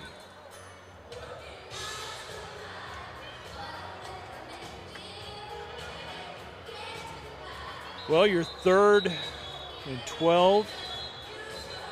You can get a first down inside the 2-yard line. You're Coach O'Neill. What do you got up your sleeves?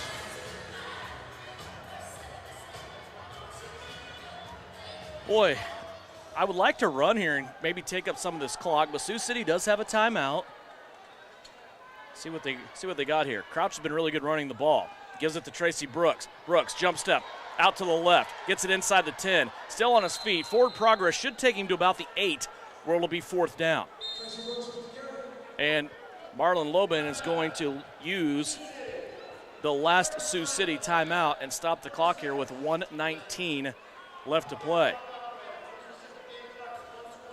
Jimmy Kay's coming out onto the field. So as of right now, no hesitation. Jimmy says he wants it kind of right in the middle. And if you're a kicker, and not just for your purpose, but also for the kicking unit too, your blockers, your center, your holder, don't you love this timeout? Because it gives you a chance to get set. Yeah, you do. The concern from this position, let's see, 1, 2, 3, 4. Yeah, they should. It looks like they'll spot the ball kind of about the 15-yard line. So about 15 and a half, which is good because even though that they've become turf, they've got the inserts logos on the field. In the past, those used to be more of a sticker, which would always have tough footing. But Jimmy should get good solid footing here. Try to make it a 2-possession game. Tracy Brooks will put it down out of the snap of Kelvin McCoy at the 15-yard line. Kozlowski's kick is blocked. Loose ball back to the 25. Sioux City chasing. They have it, but then it pops up in the air. Tracy Brooks might have recovered it. And now a scrum for the football, as they're going to say it is down about the 13 probably. Boy, this will be interesting.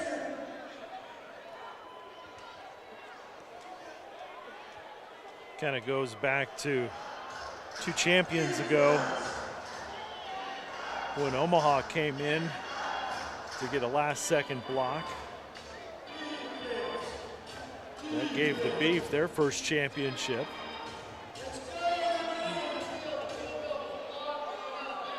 So a 9-point ball game, 1:12 to go.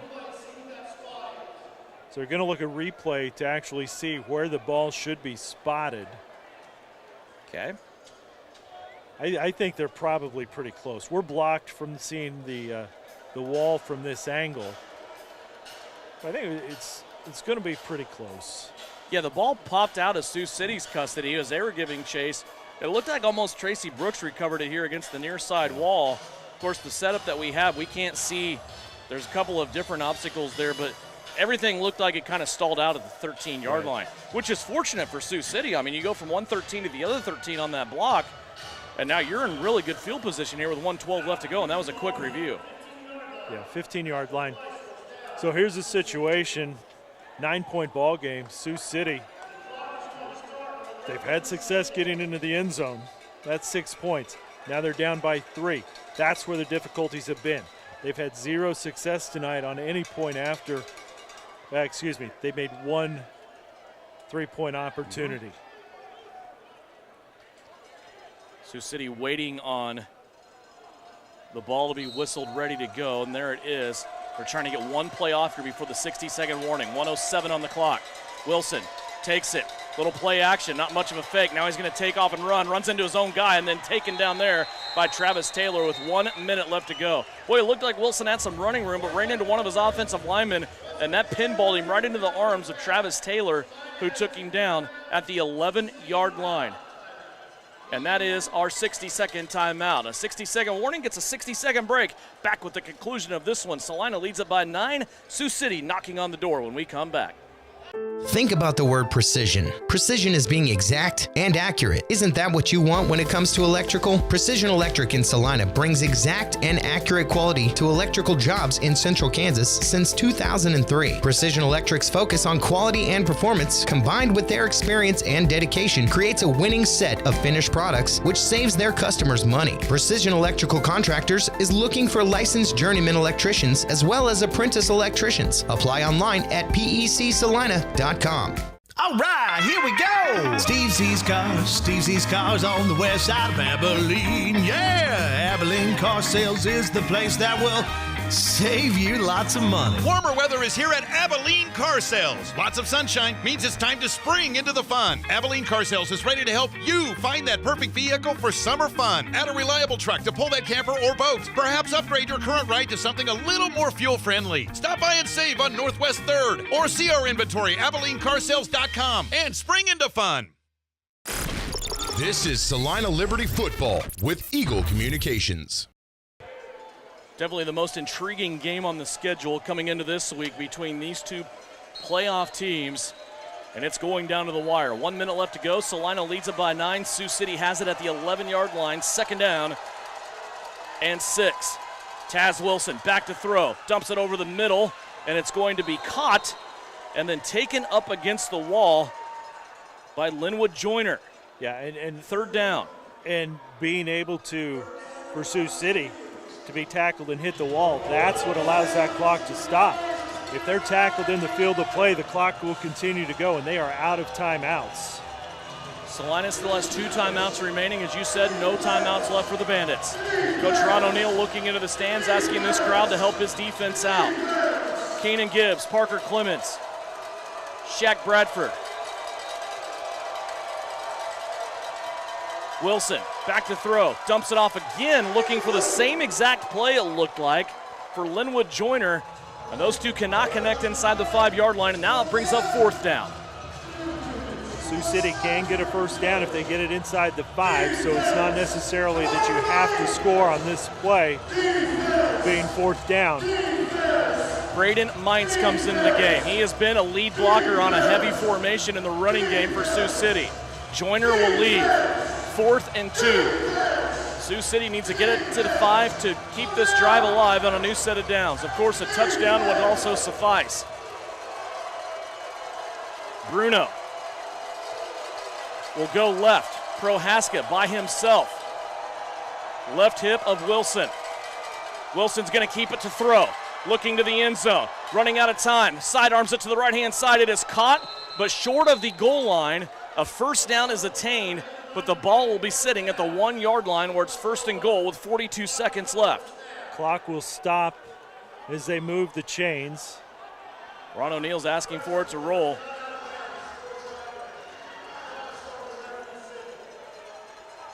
So now they'll wind it. Sioux City's ready. Wilson sends 2 receivers in motion, 1 on each side.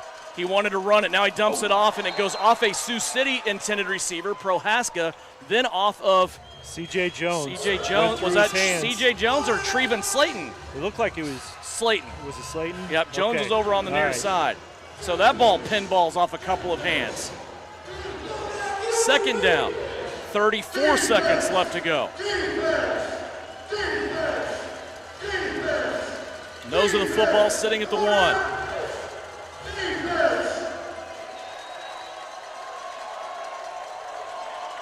Prohaska, right hip this time of Wilson. Bruno will go in motion. They'll go heavy, 3 receivers on the left. Wilson looking, wants to put his head down and run. Takes on a couple of Liberty defenders, and he's going to score. Touchdown Sioux City, makes it a 3-point game. From 2 yards out, Taz Wilson scores with 28.3 seconds left.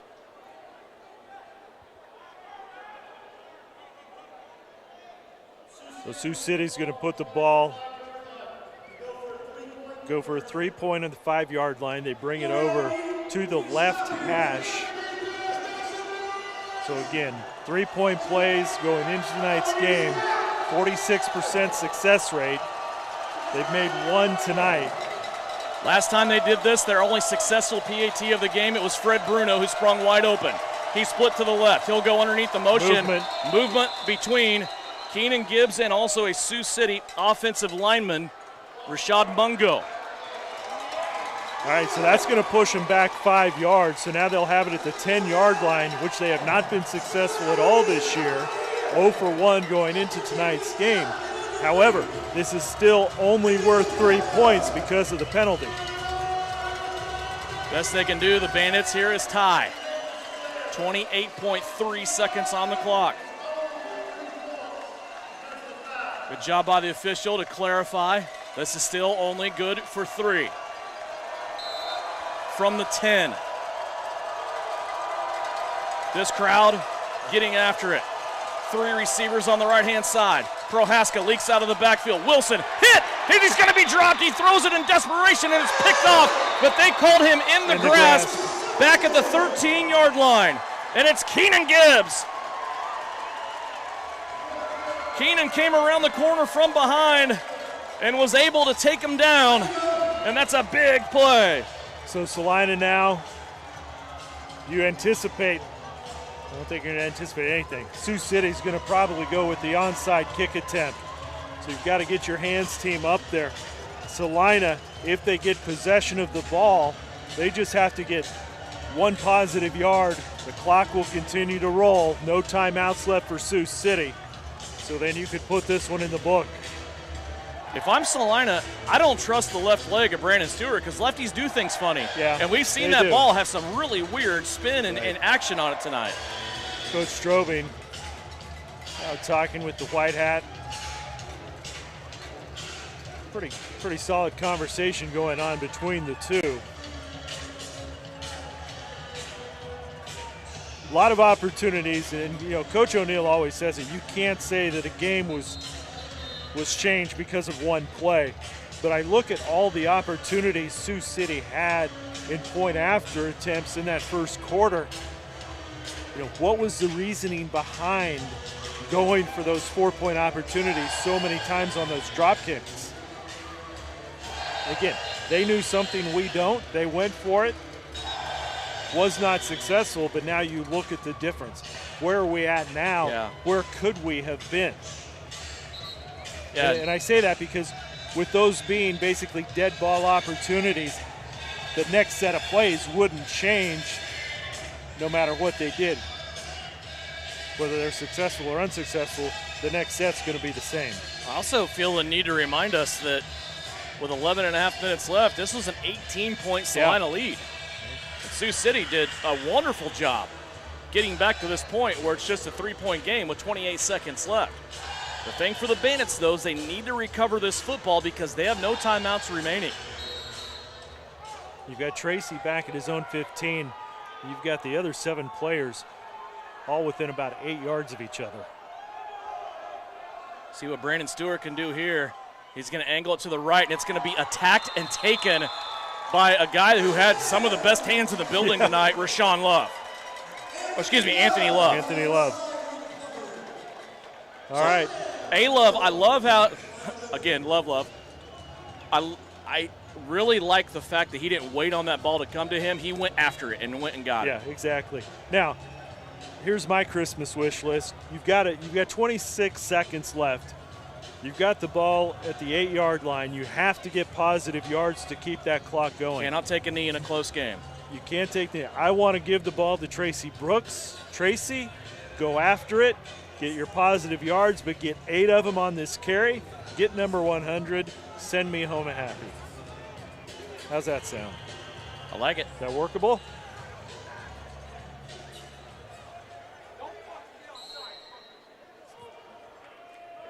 (42-39). Liberty is trying to put this one to bed here as they lead by 3. They go to Brooks. Little bobble there. Tracy, though, brings it in. He's going to score! Merry Christmas, Brian! Tracy Brooks gets career touchdown 100. And I hope he hangs on to that football because he just clinched this game and goes to the century mark for rushing touchdowns in a career. And now we've got an unsportsmanlike. It's going to go against Ed Smith, I believe, for going down. He'll get a taunting call because he ran all the way down towards the Sioux City bench. And just when we thought the blood pressure of Ron O'Neill would come down a little bit, it is elevated again as Coach is not happy. It's just unnecessary crap, you know it? I mean, I hate to keep talking about it and giving it attention, but we have to because it's, again, you're a champion. Act like champions. Yeah, let your play dictate who you are. Don't let the childish behaviors that you do take away from it and put you in situations that can cost you.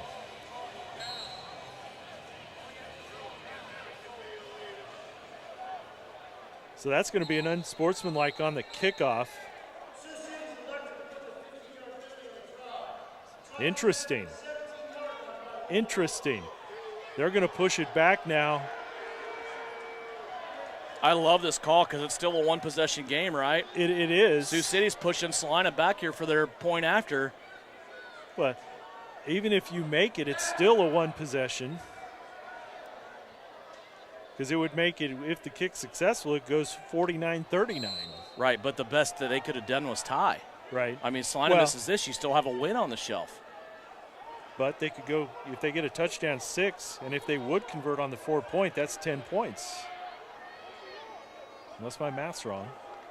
Math is hard. It is. From the 25, Jimmy K being challenged here. Hasn't had the best of games up to his standards. But he is trying one from midfield. Kelvin McCoy back to Tracy Brooks. The kick is up, and the kick pulls wide to the right. So Sioux City got what they wanted out of that one with 21.1 seconds left. All right, 48-39, so a 9-point contest. Salina will kick off. And we will see what happens in this final 21-1. Glenwood Joyner has had some really solid kick returns tonight.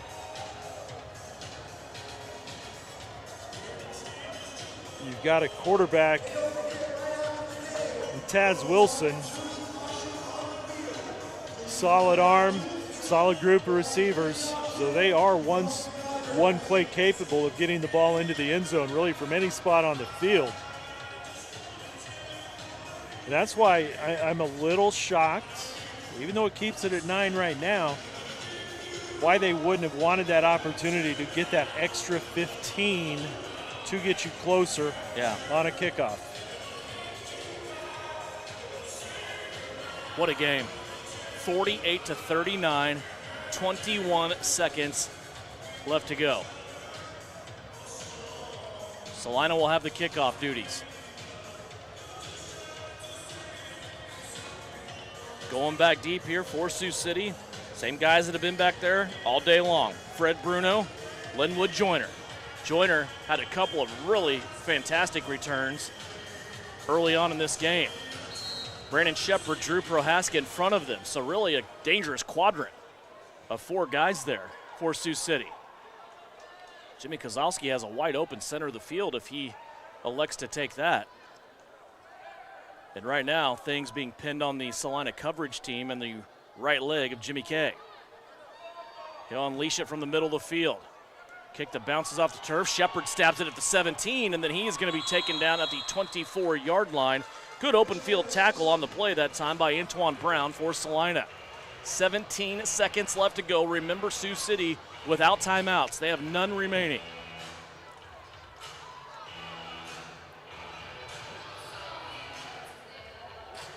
Salina trying to zip this one up and get the win here so they can make the long trek to Gillette, Wyoming next Saturday and tangle with the Mustangs, who are on a bye week this week. And yes, playoff positioning on the line. Taz Wilson is going to stack his receivers. 3 on the right-hand side. Still has Prohaska in the backfield with him. Here's the snap. Wilson wants to go left to Prohaska out of the backfield. Completes it inside the 15-yard line. Then Donovan Jackson comes over and makes the stop up against the wall, which stops the clock after a gain of 13. 11 seconds left to play. They're going to put a second back on the clock, put it to 12 seconds.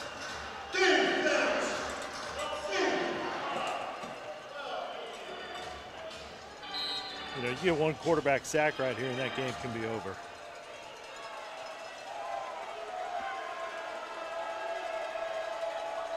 First down and 10. Movement up front. Penalty on Salina. Free play Sioux City. Wilson rolling out, going to the end zone. It's picked up by Dontre Matthews, but it's not going to count because of the flag. I thought there was a head bob by that quarterback, though.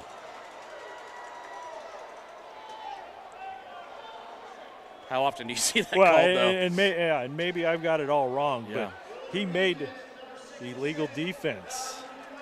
66 for being offsides, and we've talked about that. Such a blanket statement. I would like some more clarification on exactly what happened. Clemens comes off. Shaq Bradford comes on. I think he was off. The quarterback made that movement. I didn't think a quarterback was also allowed to make those movements in the backfield like that.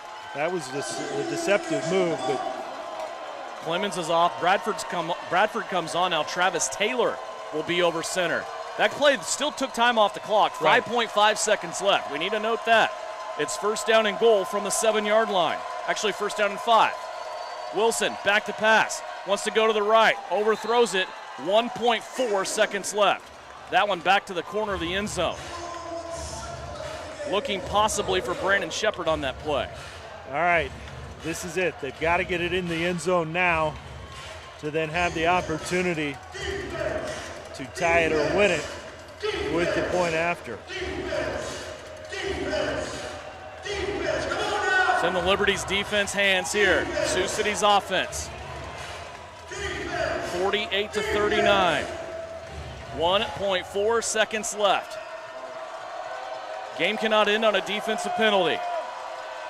4 wide receivers, 2 on each side. Wilson back to throw, dancing in a clean pocket, has Shepard, and he dropped it! Away. Knocked out at the very last second by Treven Slayton, the Salina guy. The Salina South Cougar knocks that football away, and Treven Slayton preserves this win for the Liberty on the last play of the night. 48-39. What a play by Slayton. Sioux City fans, you've got a ball club. I know you've hit some hard times these last couple weeks. Coach is still looking for win number 100. But there are Omaha, Gillette, Salina, Sioux City, Billings, in my opinion, all 5 of those teams that could win the championship this season. Omaha and Sioux City 2 weeks ago played to a 3-point difference. This was a 3-point difference just a little bit ago before Tracy Brooks' 100th career touchdown. This was a game that was nip and tuck all night long, and I agree with you. If you're sitting there and you're looking at you're one of the top teams without that first-round bye, and you're looking at somebody like Billings in the first round, holy cow. Yeah, you don't want to play Billings in the first round. I don't want to play Sioux City in the first round. You know, is it bad to say Southwest Kansas? I think you're the only team people want to play right now. They have their hands full in Topeka tonight. Yeah. So, boy, the parity in this league, it's awesome, and it makes for fun football, and that's what we had here tonight. 48-39. Want to invite everybody, if you can make it in person, to come to the Coaches Show at AJ's in the Alley coming up on Monday. We will have the coach, a player, and also get an update on what's going on with everything Liberty. It's a full hour of pizza, wings, drinks, fun, and it's at 6 o'clock on Monday at AJ's in the Alley. If you cannot make it in person, we invite you to tune along here on KINA or also watch live stream video on SalinaPost.com. This was a good one, 48-39, the victory here for the Salina Liberty as the Liberty go to 7-2 on the season. Sioux City now at 5-4 as just 1 week of the regular season exists, and that is next week. Sioux City will be in Omaha next week. Salina will be in Gillette for the last week of the regular season. Glad you could join us. Thanks for tuning along for Salina Liberty football. 48-39 the final score. The Liberty win it here on KINA.